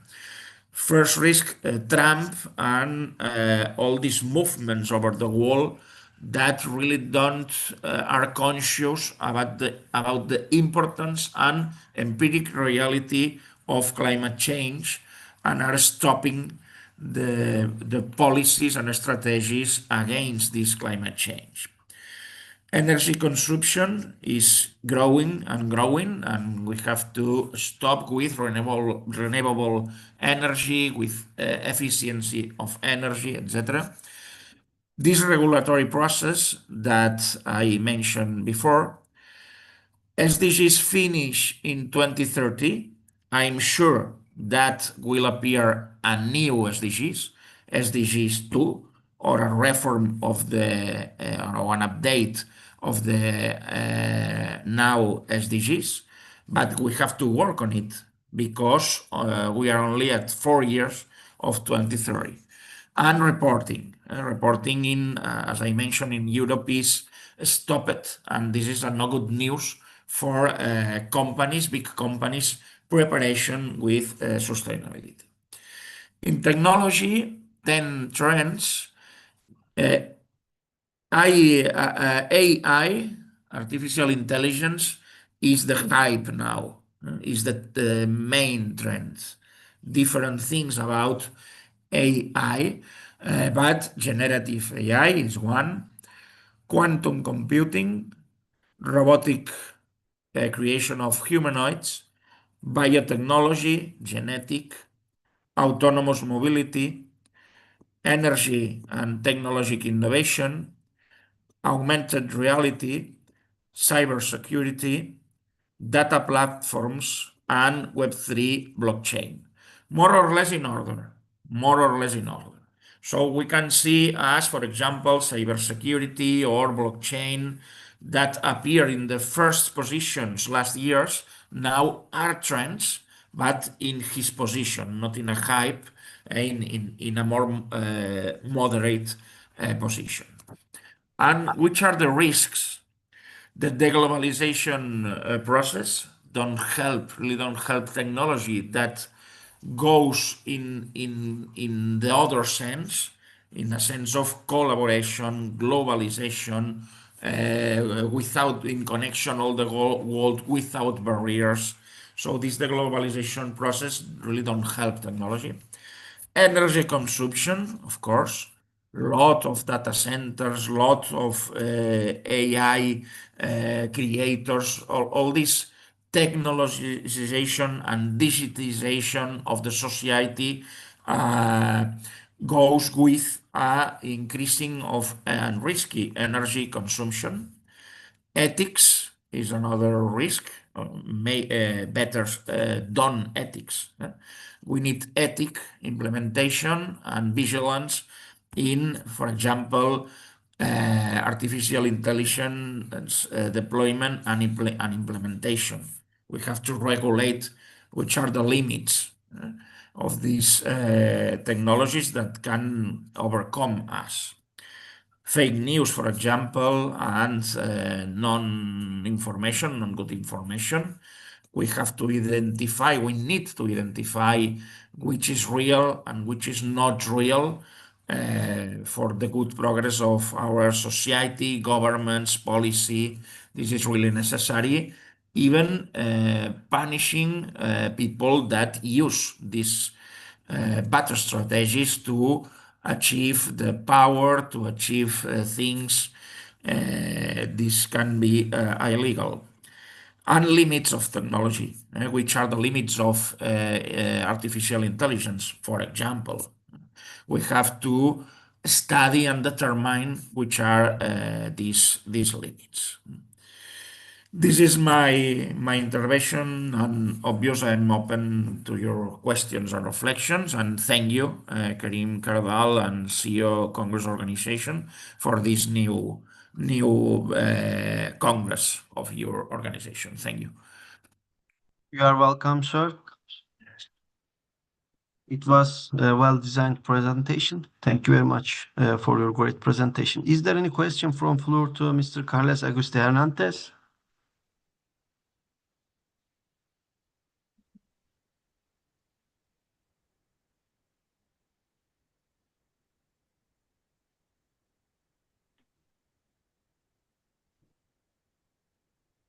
I think there is no question. Thank you very much, Mr. Kars, for your great presentation.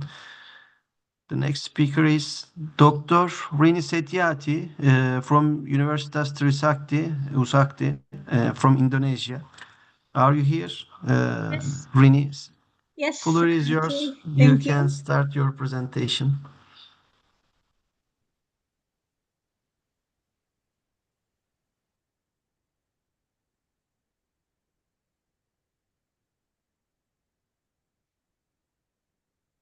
Okay.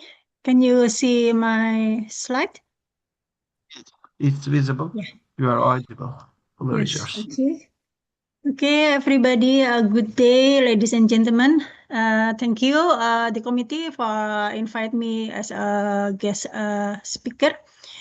In this time, I will share knowledge about my title of my presentation is Navigating the Future in Petroleum Engineering Enhanced Oil Recovery, or EOR Innovation.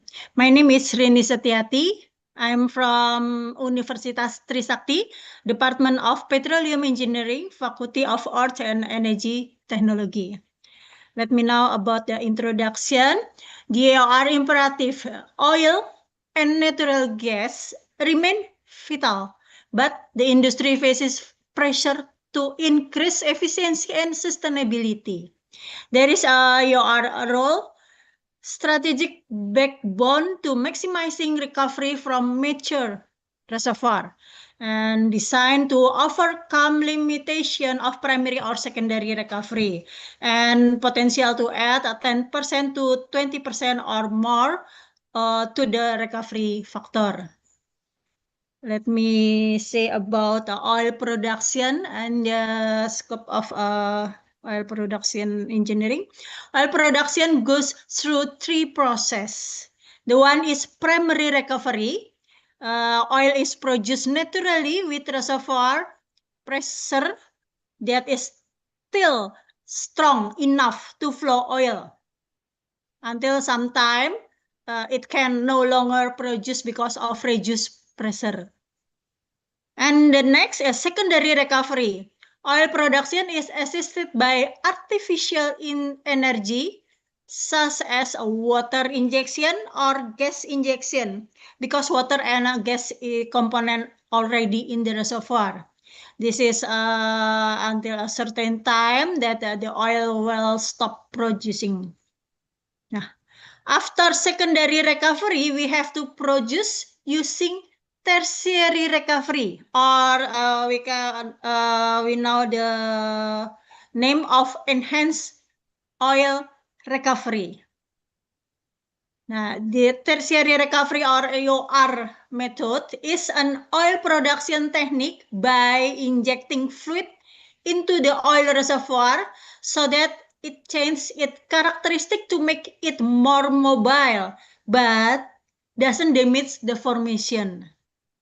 Okay, for the some EOR methods are like chemical flooding, miscible flooding, thermal flooding, and microbial flooding. Change in the characteristic of crude oil, for example, reducing viscosity, reducing IFT, interfacial tension, so allowing crude oil to move toward production wells, no longer trapped in the reservoir rocks. EOR objective have three items. Increase recovery factor, typically 60 to 70% of oil. Extend field life and operational viability, and address hard to recover oil challenge, for example, high viscosity, capillary force, etc. Now we have a question, why does EOR innovation need a new paradigm? Okay. EOR innovation need a new paradigm because of high costs. In the EOR field, have large capital expenditure and operational expenditure. These high costs are caused by reservoir complexity. This is a performance uncertainty, and because of public and regulatory demand. increase environmental and social oversight. And the future of EOR relies on a holistic framework that extends beyond subsurface technology. We know that the name of 3 pillars of future EOR success. What is 3 pillars of future EOR success? Okay, this is 3 component. One is communication. The focus is digitalization and real-time data. And the benefit is a technical efficiency. And the pillar number 2 is economy. The focus of pillar number 2 is cost optimization and sustainability. Key benefit is economic feasibility. And the pillar number 3 is community. The focus of the community is stakeholder collaboration and social license to operate. And key benefitnya is social responsibility. Okay, let me know about step by step about the pillar success EOR. Pillar number 1, EOR community innovation. There is two item about pillar number 1. Number 1 is transforming EOR cooperation from reactive to proactive. There is Internet of Things, IoT, and sensor real-time monitoring. Thousands of sensors deployed in wellbores and facility. With the smart sensor installation that is can continuously collect data, for example, distribute temperature sensing for steam flood. Steam flood is one of method of EOR using thermal. The benefit of the transforming real-time monitoring and rapid data-driven decision making. Okay. Number 2, it advanced communication infrastructure. There is a high-speed network and edge computing connectivity. 5G or satellite network, making fast data transfer from remote that can transfer data from offshore location. And it's computing data processing near the source field or platform to reduce latency and enable rapid automated responses.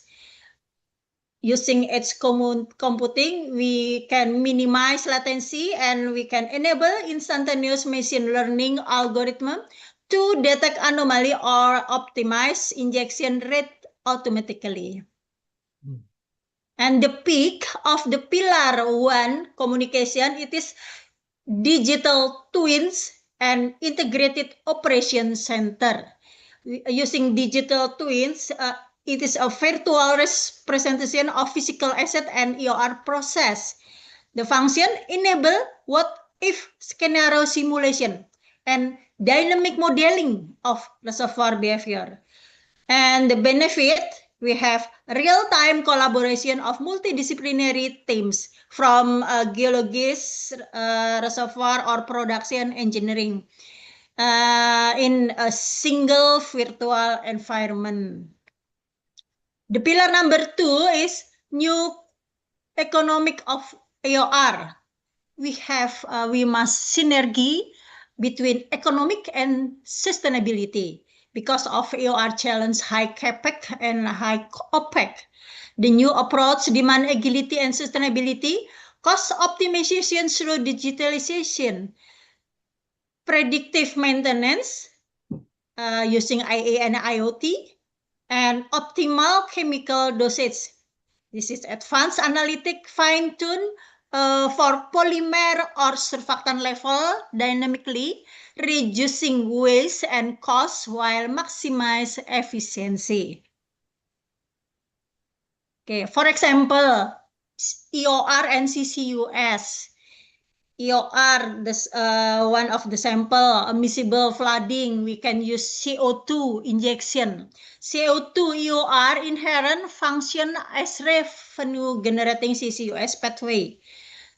Dual benefit, using CO2 is a driving agent while permanent storing in a reservoir. We need wastewater and waste heat utilization. Waste utilization, exploiting industrial waste heat for thermal EOR, or utilization produce water or treat wastewater for chemical EOR. For thermal EOR, can utilize industrial waste heat from nearby facility. And therefore, chemical EOR can use produce water or treat wastewater, reducing dependence on fresh water. Convert on an emission liability into an economic asset as a potential for carbon credit. So injected CO2 is an effective displacement agent and is permanent sequester. We have a new business model, and RIS is an innovative business model like ring fancy scam and service-based contract. And the pillar number 3 is community and social science. The long-term success relies on social acceptance and community support, summarized by the social license to operate. Building a social license to operate, we have early two-way communication, transparent dialogue on both benefit, job, and revenue, and mitigate risk. For the environmental transparency, full disclosure on chemical type, waste management, and a groundwater monitoring program. For water resource management, proactive involvement of community and prioritizing the use of non-conventional water source.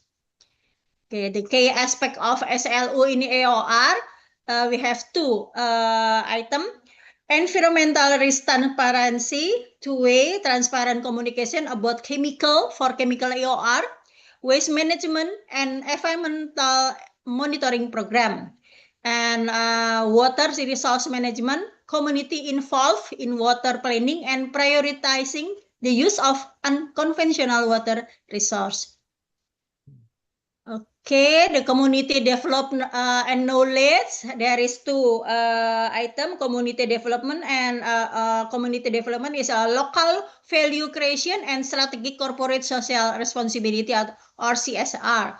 And for scientific community and knowledge transfer, like academic industry collaboration. This is a partnership to ensure local adoption and development of EOR innovation, like research, internship, etc. And the best practice, sharing successful and unsuccessful case study through industry organization. For example, SPE. SPE is a Society Petroleum Engineer to accelerate responsible adoption. Okay, this is the conclusion and the recommendation. Our conclusion to achieving triple efficiency. The future of EOR successful by defined by triple efficiency and holistic approach. One is technical efficiency, number 2 is economic efficiency, and number 3 is social efficiency. And I have a recommendation for the future. There is two recommendations. One is standardized data architecture. That is invest in common protocol to seamlessly integrate field sensor, cloud, and digital twin application. Number 2 is adopt CCUS as a default for CO2 EOR. Recommendation for workforce. There is two again. One is hybrid skill development, and number 2 is development of sustainability EOR agent. And recommendation for research.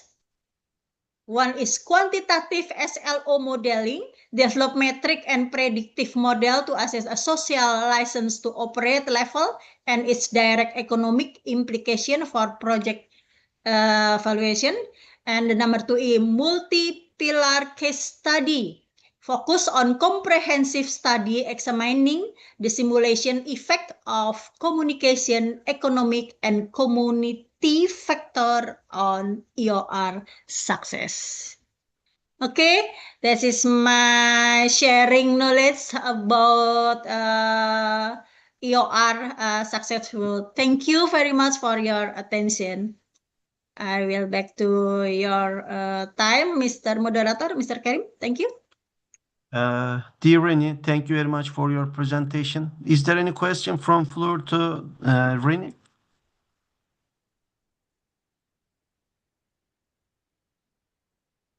Yes, Mr. Karim, I have. This floor is yours, Prof. Vivek Daryanto. Thank you very much, Mr. Karim, and thank you very much for your presentation, Ibu Dr. Rini. I have two questions. Yeah, number one is it a must to do the EOR? And then the number two, from your conclusion, how to make it balance among the three conclusion, Ibu. Thank you so much. Okay, thank you, Prof. Wiwi, for your question. This is not easy to answer the question. Okay, for the number one is what can I do? Yes, what can I do for the future? Yeah, combination of the theoretical AOR, technology, and economic, and share to the community. We can collaboration of three item, not cannot still working one by one, but we have a mass collaboration of the three section. Okay, and the number two, I'm sorry, what about Conclusion. How to conclusion? Yeah, Conclusion number. you have three conclusion, I guess. 1, 2, 3. Okay. Conclusion, technical efficiency, economic efficiency, and social efficiency. That's right? Yeah. So because we have two things about the profitability, social justice, as well as the environment. Yeah. How about it in the petroleum? Okay, in the petroleum, we must have three efficiency. Technical have efficiency. And after technical efficiency, we must we must do calculation about economic efficiency. And technical and economic, we can include about the community. So we have a social efficiency for that. Like that, Miss Professor Wiwi? Okay? So we have to make a weight for decision making, ya, Ibu? Yeah. Thank you so much. Thank you. Okay, thank you very much. Thank you, dear Rini, and thank you, Vivek, Prof. Vivek. Is there any other question to Rini Setiati? Enough, maybe? Yes, I think it was good presentation. Thank you, Rini. And Thank you. also thank you, Prof. Vivek. You added value. And the next speaker is Dr. Benjamin Morton, GD, the Global Pivot Institute. He is from United States of America. Floor is yours, Mr. Benjamin Morton. All righty, let me see if I can pull it up.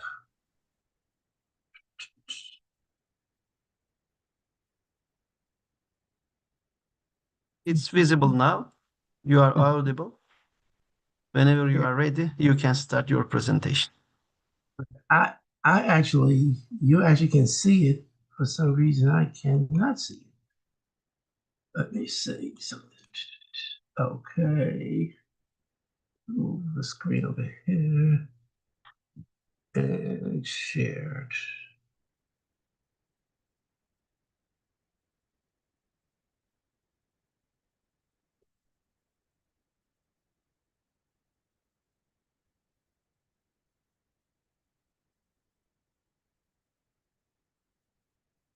I am having a technical issue for some reason, my friend. Okay, wait a minute. I think we're getting there. All right, I think we are there. You guys can see that okay now? It was okay in the beginning also. You are audible and your presentation is visible for us. Awesome. Thank you. Hey, great. It's great to see you again, my friend. How are you? Thank you for the Yes, second I'm fine. invitation. Thank you, sir. This is actually my second time back. I was here for the first time in June. Had a super Yes, time thank to you. work with this young man. He's a super guy. So yes, I am here from the great United States, and that's a whole nother topic, right? We can talk about that all day. And I'm here in Washington, D.C. I'm Dr. Morton. I'm an attorney and a professor, and I'm the founder of the Global Pivot Institute. And so I'm going to talk to you today about a new discipline referred to as pivotology. And I'll give you that definition to give you some context in a second. But pivotology, the title of the paper that I'm presenting in the research, is basically addressing peace. So pivotology and the architecture of peace, the heart, mind, body continuum as the foundation for interconnected futures and global transformation. Now, as my introduction, I want to give you a working definition. Now, this is a new discipline, and so we have a working definition. So I want to put this in context for you, so you can understand pivotology before I get into the details. So pivotology is an emerging field with an applied intrapersonal resilience science AIRS, that investigates the cognitive, emotional, and behavioral process through which individuals achieve intrapersonal coherence and transformational change. It integrates the five-step pivot methodology, which is PIVOT, positive, issue, visualization, ownership, and triumphant, as a structured pathway for strengthening how we as humans perceive challenges, reframe meaning, regulate emotion, and redirect behavior toward humanitarian, purposeful, driven outcomes. It's a long definition, but that's the definition. So keep that definition in the back of your mind as I talk to you about how I am offering this as a framework for peace. By way of introduction, let me, if I can close this out.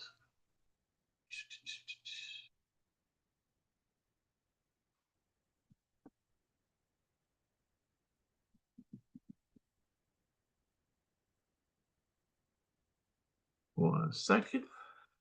Okay, so by way of introduction,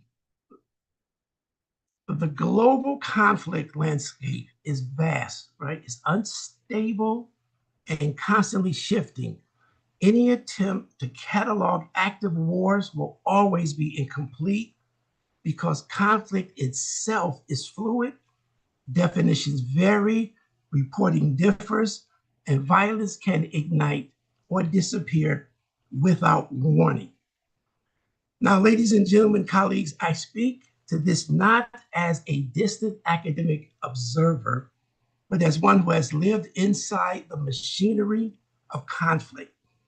I have served in the United States Army during Operation Desert Shield and Desert Storm under President Bill Clinton, and later as an Air Force officer, a captain, and a military lawyer during the 9/11 attacks. To have personally witnessed firsthand the emotional strain, the cognitive overload, and the behavioral pressures that arise when war disrupts human interior. That's why we're focusing on peace. That's why we're talking about war and referring to war at this minute. Now, what the paper focuses on is focusing on the applied piece of leadership discipline underlying the pivot methodology. And you see the pivot methodology broken down on the screen, the P, the I, the V, the O, and the T. Now, this study explores how internal coherence alignment across the heart, which is the emotional aspect, the mind, which is the brain, the cognitive aspect, and the body, which is the behavioral aspect. How it establishes the conditions for optimized, sustainable transformation. ethical decision-making, and community peace. We're looking at internal coherence, how it serves as the stabilizing architecture within leaders. When emotional regulation, cognitive clarity, and behavioral consistency operate in harmony, individuals demonstrate resilience, ethical clarity, and consistent decision-making. This alignment strengthens relational trust, it enhances team dynamics, and it stabilizes communities. Why have this shifted on me again? Mr. Morton, can you share your presentation again? Yeah, I got, did it kick me out? Yeah.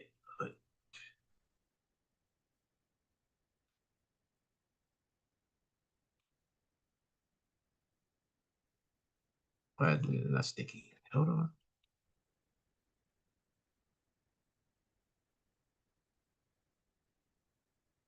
I'm getting it, it's not sticky. Let me.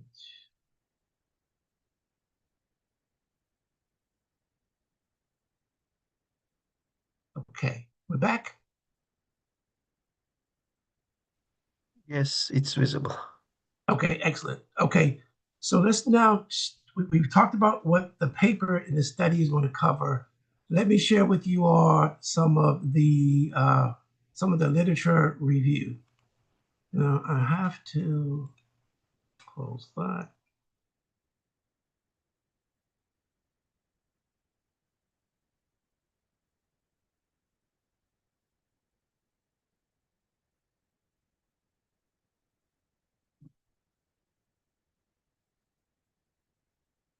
Are you still seeing the screen? I'm sorry, I think it's, We see your screen. you're still not seeing it? It's kicking me out again. Let me see. Actually, we see your notes also.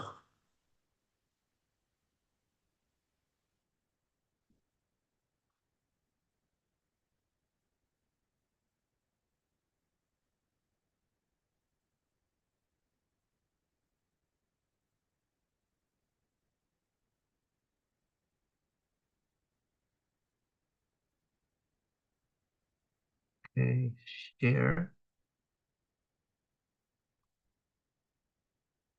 Not sure why it's not letting me share, guys.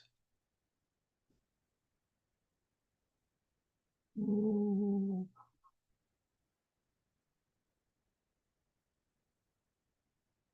Hey, what I'm going to do, I'm going to exit out completely and try to come back in.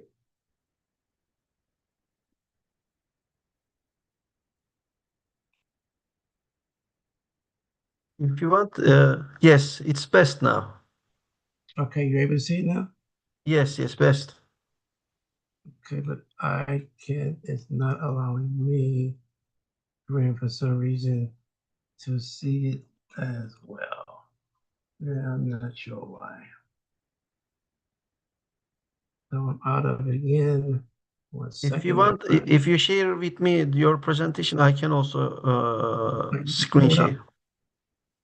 Okay.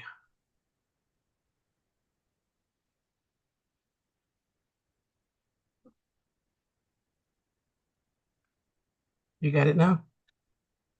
Yes, it's visible, sir. Okay, now let me.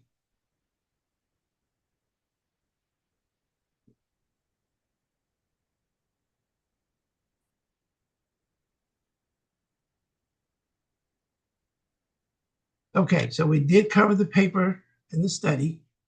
You have the pivot methodology laid out for you, the PIV, the O, and the T. Now I will share with you the literary, the literature is what I'm going to try to share with you now.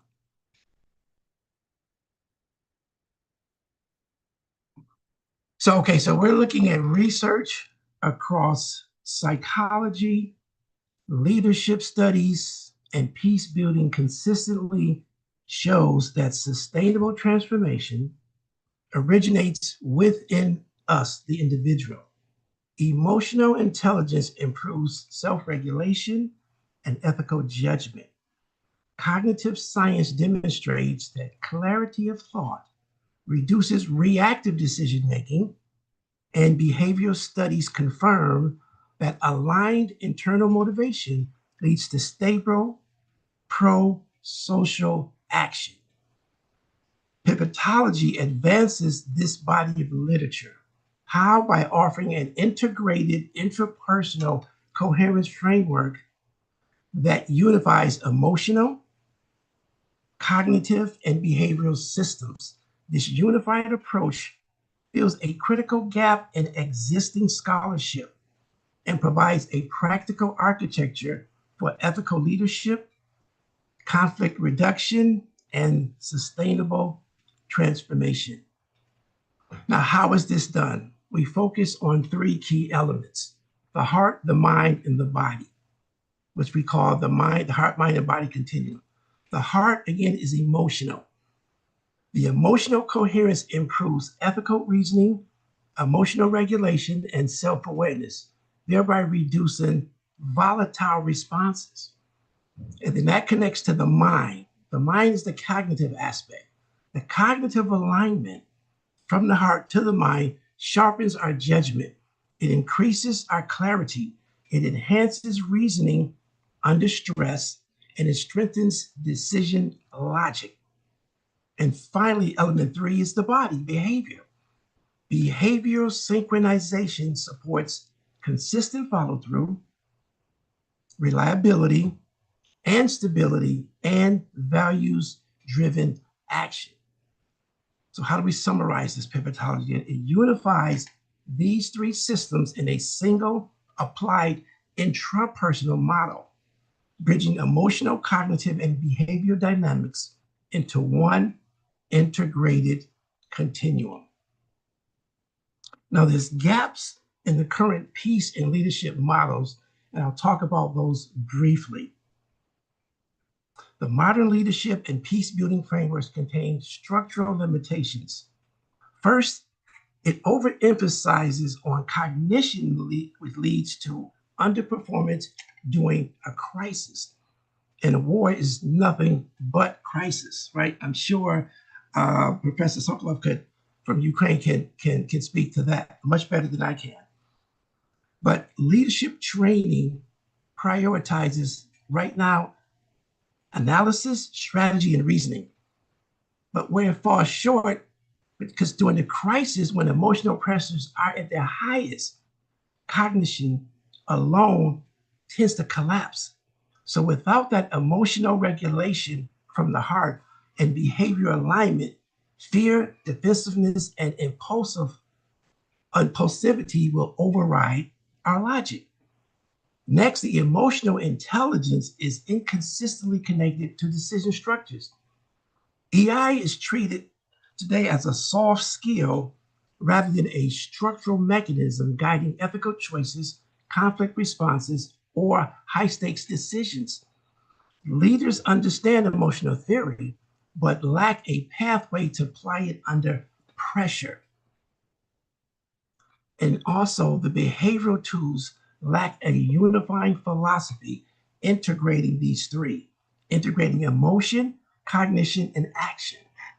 So what am I saying? I'm saying behavioral frameworks describe habits and actions, but do not connect them to emotional states or thought processes. Without a unified philosophy linking the heart, the mind, and the body, behavior change becomes inconsistent, unstable, and situational. Pivotology fills these gaps by merging, once again, emotional, cognitive, and behavioral systems into a unified, intrapersonal, coherent architecture. So look at some of our ongoing efforts in the mixed methodology research that we use to come up to these conclusions, and I'll address the conclusions specifically more in a few minutes. But in our sample methods, participants, current and future, across places we have taken this, which is Nairobi, Kenya, Ghana, the UK, and here in the United States. We've spoken to educators, policymakers, and community leaders, and we put them through this methodology. Another thing under the sample methods, we looked at diverse selections, which allowed examination of pivotology across social, cultures, and institutional contexts. And what about data resources? We looked at semi-structured interviews. We captured lived experiences from people. We talked to them about internal narratives and leadership perspectives on emotional coherence, how it affects them personally and outwardly.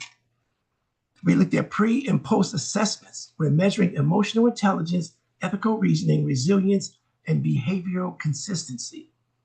And third, comparative institutional fieldwork.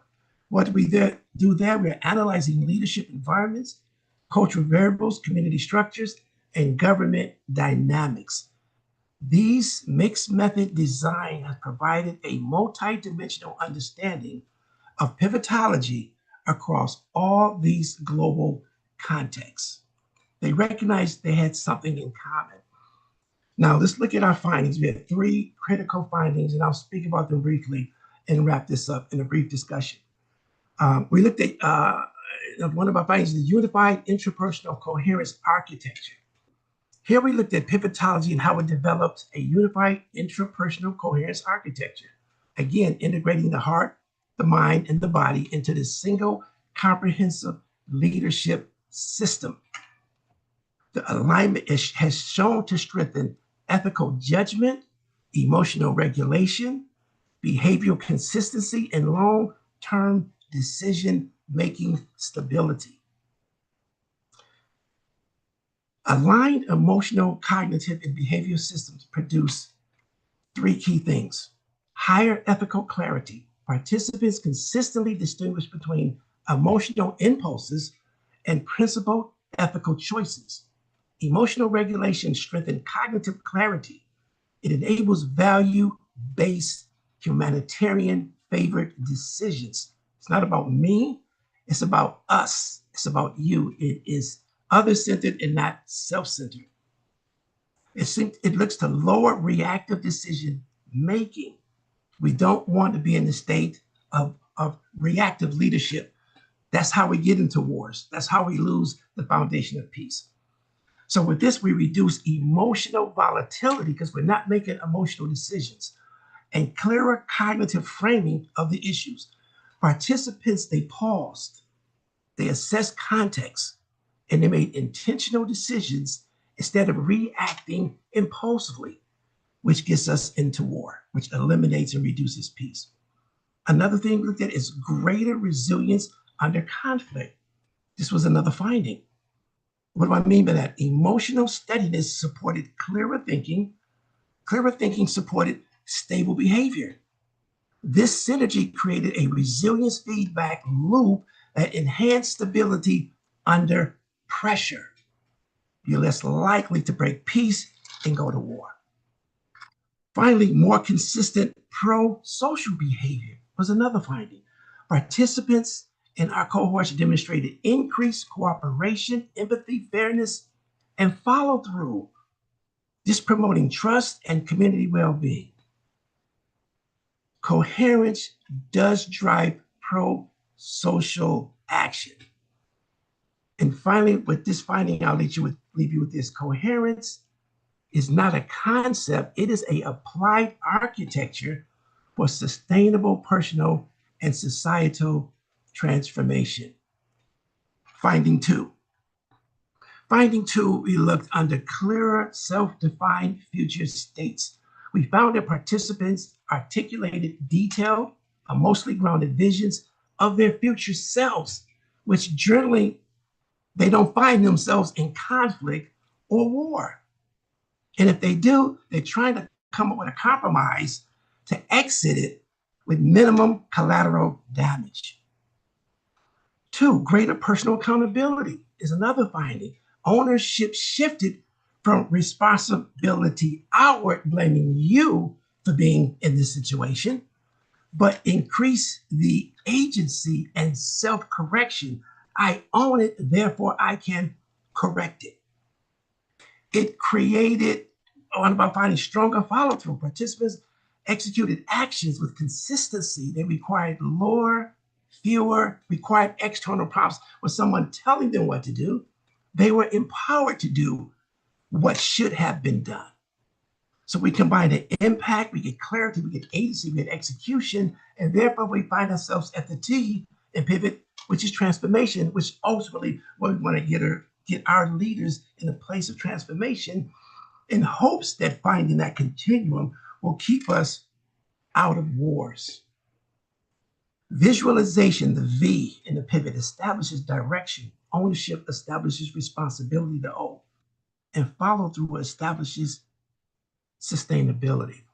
And finally, our third finding, and I'll wrap it up with this, cross-cultural consistency, again, in Africa and Ghana, in the UK and United States, our participants show increased emotional intelligence.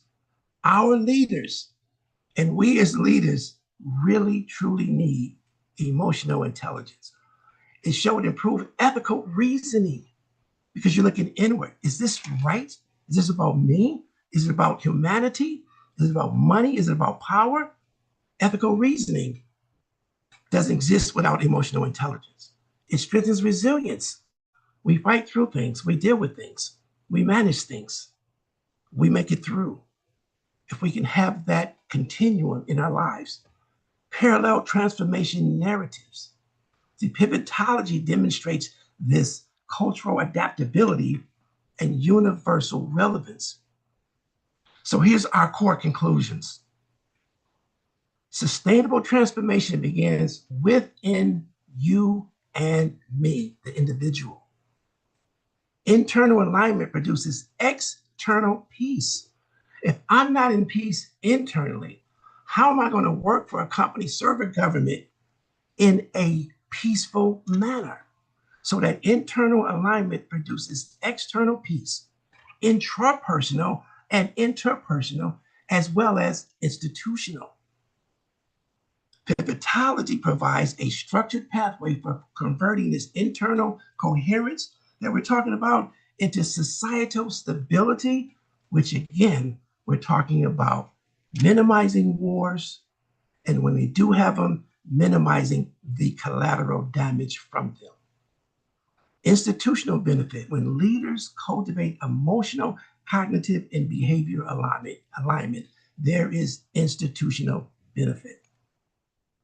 So let me conclude with this. Conflict, ladies and gentlemen, it is conceived in the heart. It's rationalized in our minds, and it is enacted through our behavior. It is no accident. Because conflict is human, peace must also be human. True peace is built not on treaties. Yes, they help after the fact, but on transformed hearts, clarified minds, and disciplined behavior.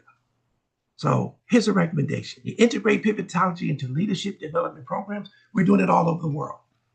We're doing it right here in the United States by collaborating. A strategic partner, Morgan State University in Baltimore, is part of their curriculum. It's going to be a part of every high school, eventually, every college and university in the United States of America, starting with children.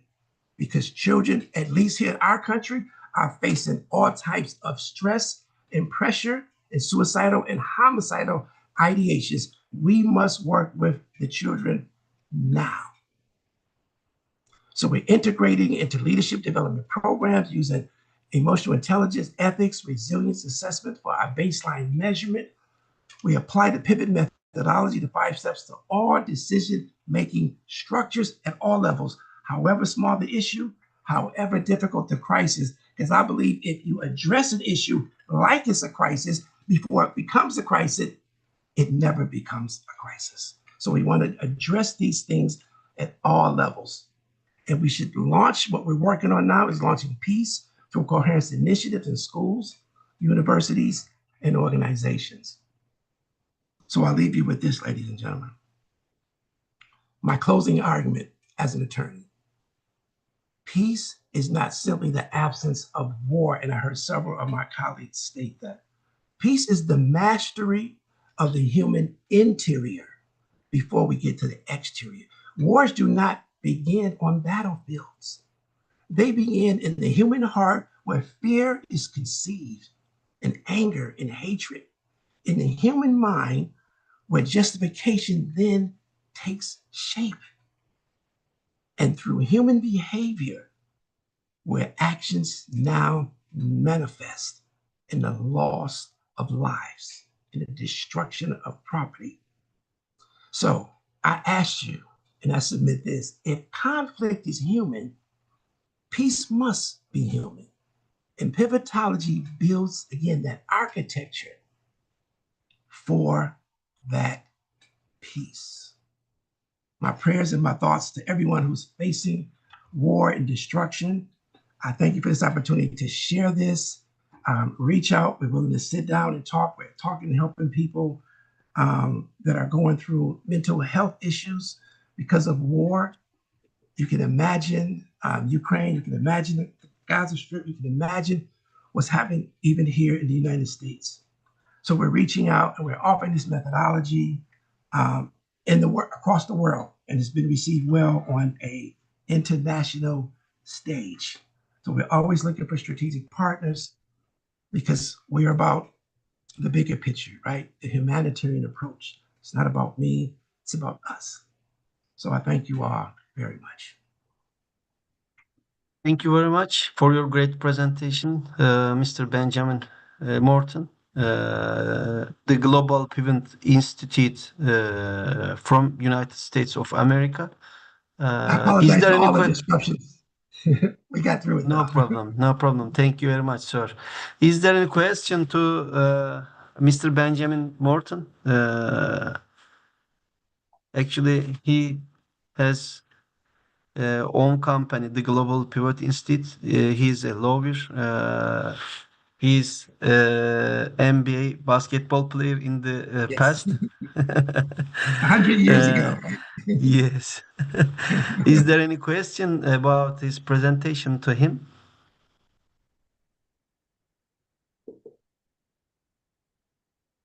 Thank you.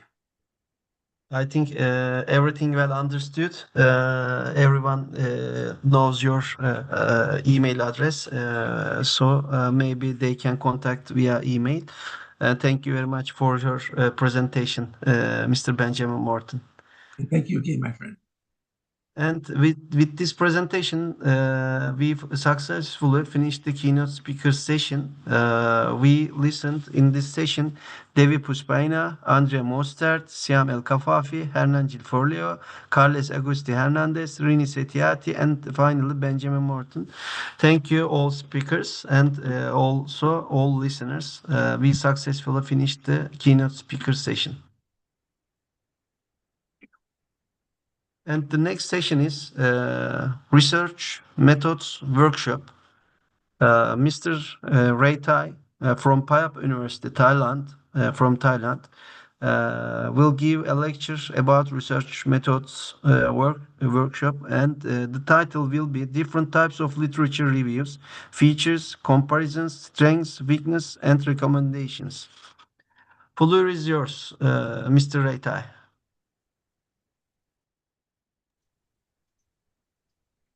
Can you see my slides? Yes, it's visible. Yeah. Greetings, everyone.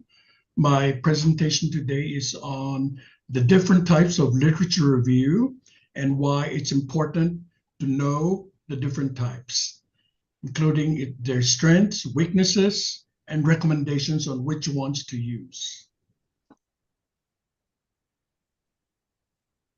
In social science research, we often rely on literature review. However, we use them inconsistently. Several times we misuse them, in fact, which lowers the reliability of our research. And this is especially more troubling in normative studies when we do peace research, conflict research, and the question of validity comes into the picture due to the misuse of the literature review. So there is a lack of clear guide on what type of research literature review we should be using. So this is a problem that we are concerned with.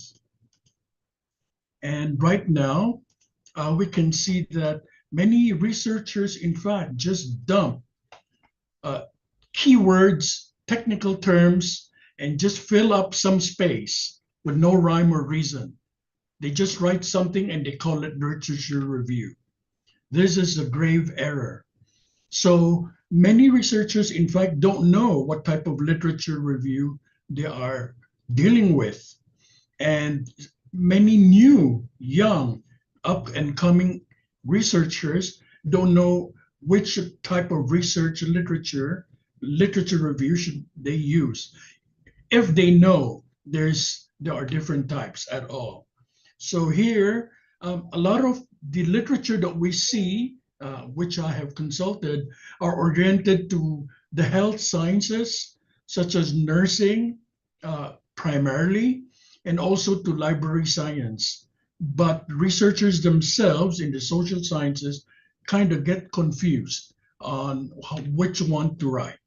So the empirical gap is we don't know which one is the easier and the more rigorous, and can we combine rigor and ease with which we write our literature review. So here are the purposes and research objectives of this presentation. One, to give an umbrella review of all the different types of literature review. I have uncovered about 30. There could be more, but there are about 30 types of literature review. And the research questions I'll answer on each one is, what are the features of each type of literature review? Secondly, is that a good fit for qualitative or quantitative or mixed methods research? Thirdly, what are the strengths of each type of literature review? Fourthly, in converse, the weaknesses.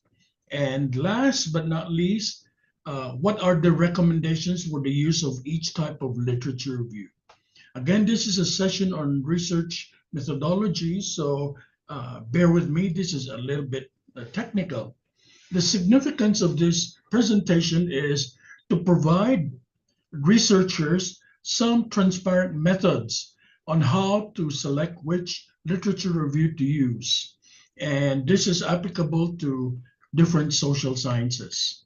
And what I will discuss here are the most commonly used type in the social sciences and among practitioners, including health sciences such as nursing. This will only synthesize the existing literature. There's no attempt at testing whether one is better than the other. So due to time constraint, this is only a short presentation of 15 minutes or 20 minutes, but you will see more details in the full article, which I will provide for the CEO proceedings. So from the introduction, let's go to the literature. What is it? It is a systematic presentation of the knowledge already we have, which are already published out there. The purpose of which is to explain different constructs or keywords and what are the agreements as well as debates and what are the evidentiary materials which are provided. And most importantly, the gaps, because the gaps are those we will fill in our current research. So if we only replicate what has been done, it's called the replication research. And many journals have found out that there are almost zero replication research. Although it is highly recommended, practically no one does replication research. Okay, so most people, majority of whom, really fill gaps in their current knowledge base and start their research from there. And the core principle of literature review is to what the research says, what it means, and what is missing. So that is to fill the research gap. So according to Miriam and Tisdale, this is to show what is out there and to find out what is not out there. And then this is where we come in to do our own current research. So what does it do? It shows the debates, the agreements and the disagreements among researchers. Oftentimes, wrongly, people only present one view in the discourse. That is not correct because we're not showing the multiplicity of arguments. For instance, are the COVID vaccines efficacious or not? So it's good to show the different studies. If we only say they're good, we could be charged with being biased, or if we say they're bad, we could also be charged with being biased. So it's good to present the different findings and to show where they agree or disagree, and to expose the strengths and weaknesses of each study, and to come up with a storytelling. The most effective literature review is where you tell a story, not just dump keywords and explain them in even more complex terms. Those are useless because no one understands. The best is to tell a story, to narrate a story. Excuse me. So to conduct a literature review, we have to dig into all of the major literature, from the primary sources or interviews, which have been published, to our journal articles, and even gray literature. Gray literature simply means materials which are not peer-reviewed, but which exist out there. They could include materials which are presented by notable personage in society, personalities. And then we ask very important questions, the 4 W's and 1 H: who, what, when, where, how, and why. And then we organize the themes that emerge from the literature. And then we build an argument, find out what are the common themes, what are lacking, and what needs to be added in our research. So a product of literature review, among others, according to Richard Torraco, are the following: to fill a gap, to create a conceptual framework, to create a taxonomy, to develop a research agenda, and many more. So a literature review is a map of existing knowledge. So we're trying to organize the knowledge out there and to bridge the past literature to our research that we are conducting. So this guides us on where we should start our new research.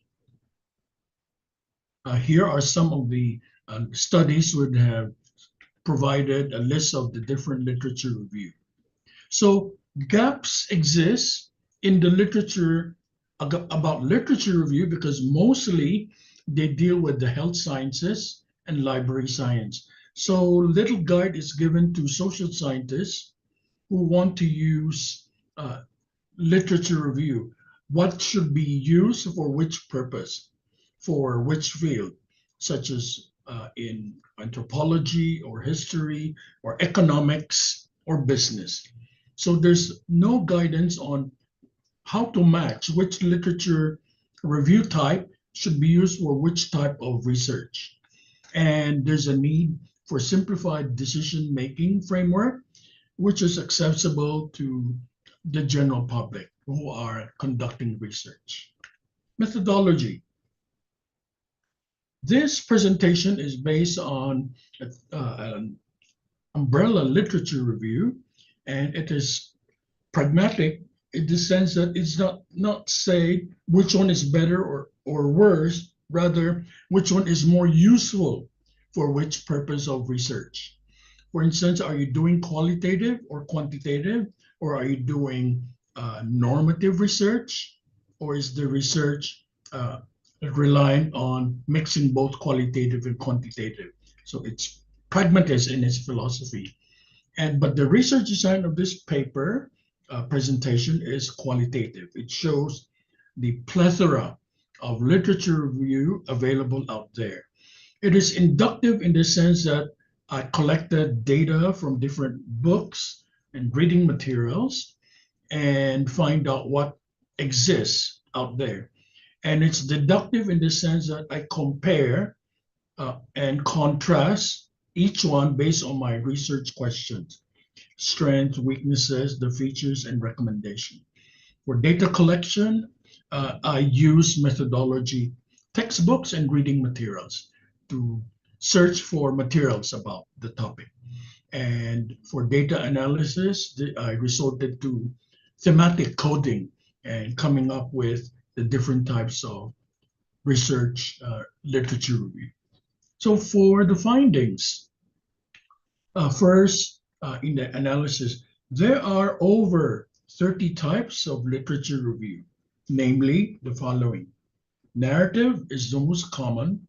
It's also known as traditional literature review, state-of-the-art, scoping, mapping, rapid, theoretical, conceptual, thematic, critical, integrative, semi-systematic, narrative systematic, state of evidence mapping, methodological, technical, bibliometric, citation, science mapping, or visual analytics, ethnography, synthesis, realist, systematic, critical analysis, umbrella review, mixed methods, realist review, policy or evidence to policy, argumentative, historical or chronological, state of the field or comprehensive mapping, content and discourse review, expert and consensus review, and last but not least, hybrid or multi-stage review. Again, just a reminder, this is just a cursory listing of what I've uncovered. I'm sure there are many more types of literature review. Analysis to respond to the research questions. Just a reminder, the first one is what are the features of each literature review? Secondly, what is it best used in? Qualitative, quantitative, or mixed method? Third, what are the strengths of each type of literature review? Fourth, what are the weaknesses of each type of review? And lastly, what do we recommend for the use of each type of literature review? Now we'll go to them one by one. The narrative review is also known as the traditional review. It is maybe the most commonly used method without people knowing they're using this. People just provide a summary of key ideas and they just present them in a couple of paragraphs. It could be used in qualitative research or mixed method. It is very easy since people just write down what they have found in the literature without any systematic way of searching for literature. Just whatever they found, they write it down. The problem with this is it's very subjective, which means we cannot rely on the generalizability of the findings because this is only based on pre-selected cherry picking of articles. So this is best used for introduction when you are writing a general paper. For the state-of-the-art literature, you are only looking at the most recent publication. So this will be the past couple of years. And this will be most useful when you are dealing with current events, such as a current war in the Middle East, current war in Europe. So what is going on? So this is the state of the art, and it's timely. The problem is you might ignore what caused the conflict in the Middle East, what caused the conflict in Europe, because we're only looking at the current literature about the present. But it's most useful if you need very fast literature about the current events. Scoping is to look at what is out there, uh, in relation to your paper. And it's most useful in qualitative research, and it could find gaps. The problem is it is not very deep. It only looks at the surface area on what are available in general. So you map the general literature out there. And for this systematic mapping, though, you classify the themes, and there's more clarity on uh, which players, for example, are out there, the stakeholders that funding agencies want to support.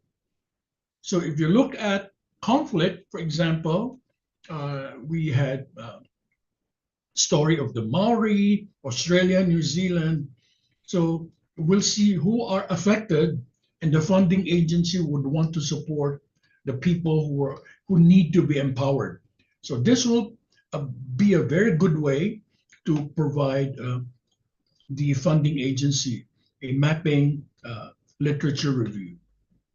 And for rapid review, this is just a quick study that you need to present to government officials.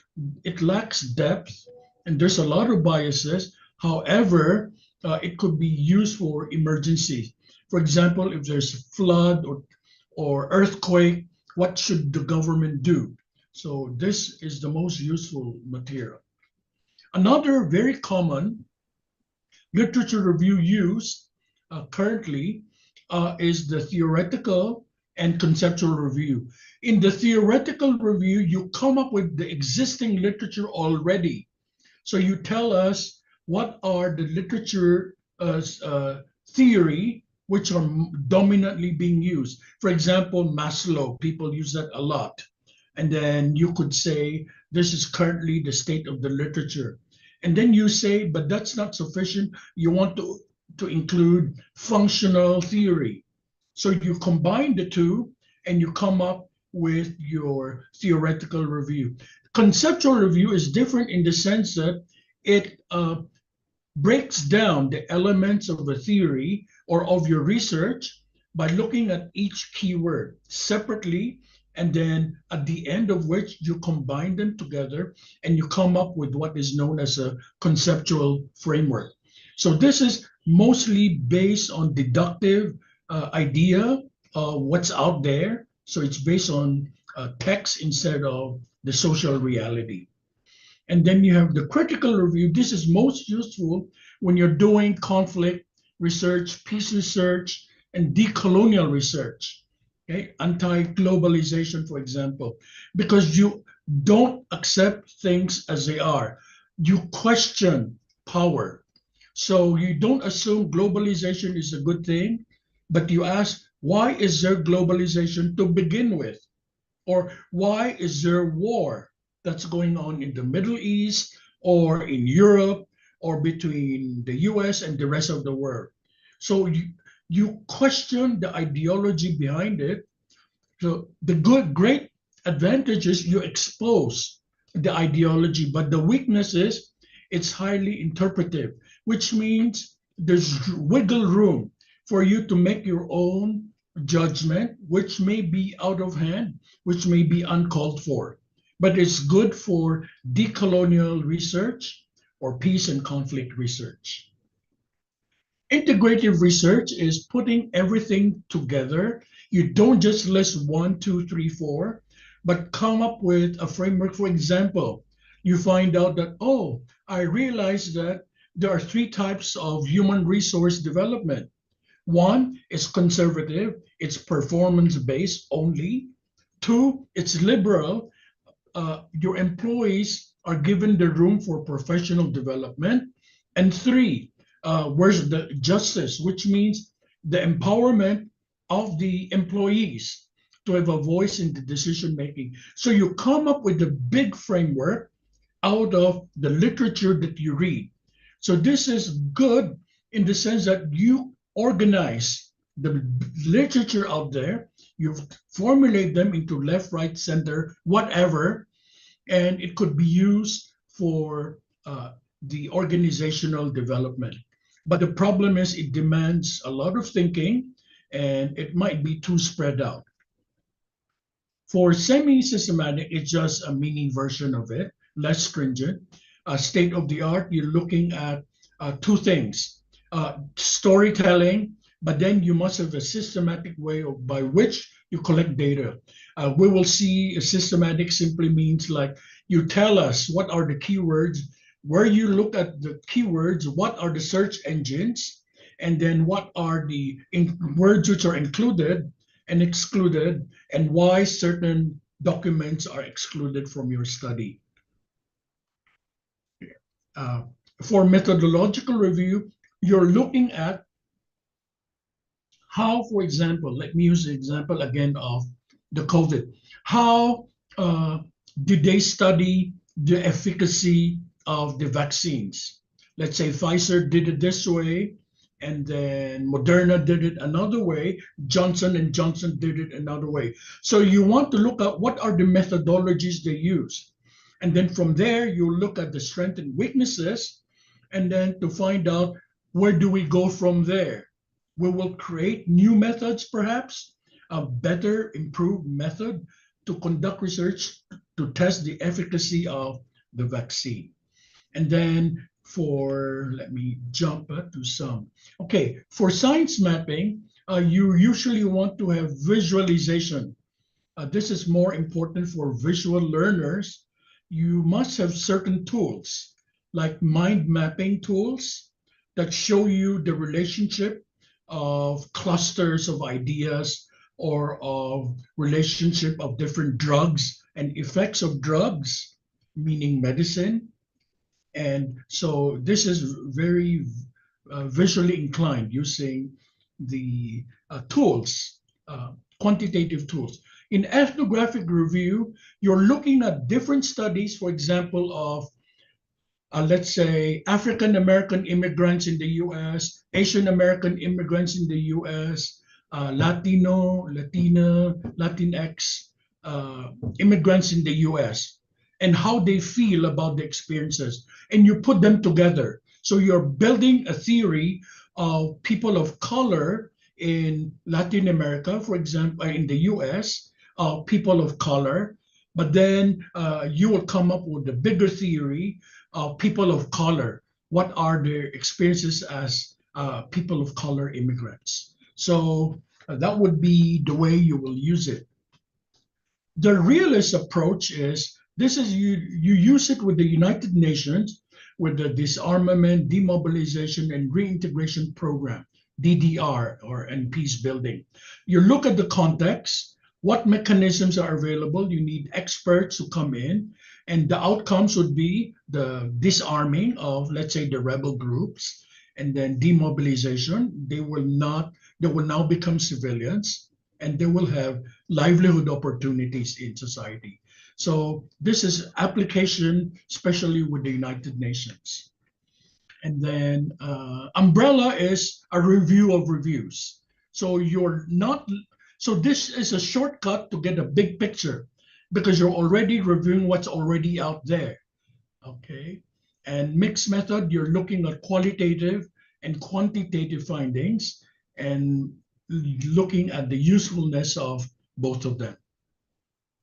For policymakers, you need to come up with something actionable. There should be points of action, not just beautiful words and some aspirational ideas, rather what government can do. So you look at the problem statement, then what can be done and what is feasible and doable in a given time and place for the government.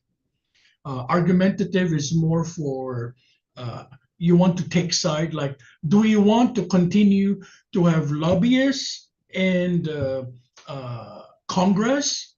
Why or why not? And then you come up with a position, the reasons for which lobbyists do not serve the interests of the people. Then you come up with different papers that you study that would prove that point. The problem with this is bias, of course, because you're taking a side. So nothing is a perfect approach or the other. For the chronological review, that is most useful. For example, we're looking at there are different revolutions in the world. you have the agricultural revolution, industrial revolution, technological revolution, and the AI revolution. So we see the changing patterns over time. Okay, so we review what happened in the historical records and where we are right now, and what are the implications for action today. And then a content or discourse review. Content review is you're looking at all the literature out there that and quantify which one is most oftenly used. And discourse analysis is you're looking at the debates. So since yeah, and then oftentimes when we lack literature, we rely on experts. So we listen to what experts say, and then we just say these are the opinions of the experts. But the problem with that is it could be biased based on what the experts say, who may be wrong. Excuse me. And then discussion. For beginners, it's best to use the narrative and rapid literature review. It's the easiest. For intermediate researchers, scoping and integrative.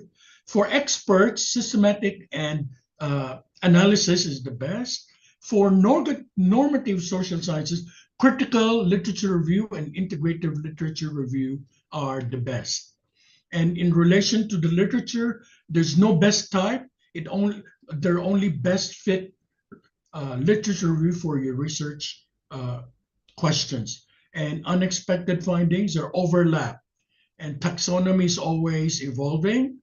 This is a simple but comprehensive guide for research. So who benefits? Early career scholars, policymakers, and scholars in doing normative, decolonial, social justice, and peace studies. At what cost? Time, effort, potential bias, resources, and exclusion of non-standard literature, such as gray literature and people at the grassroots level.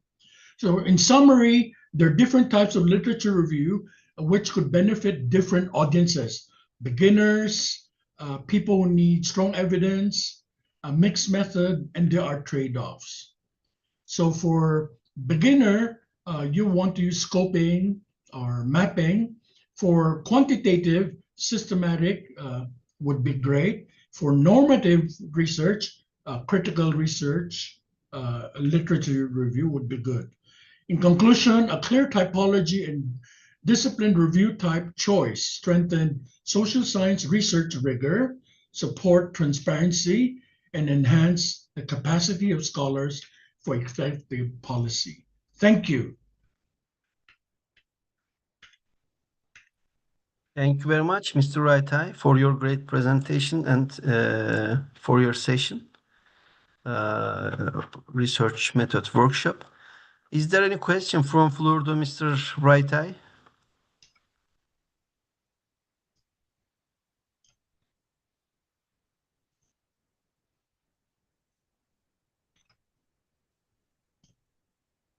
It was very beneficial, Mr. Rai. I listened from beginning to end. It was very good.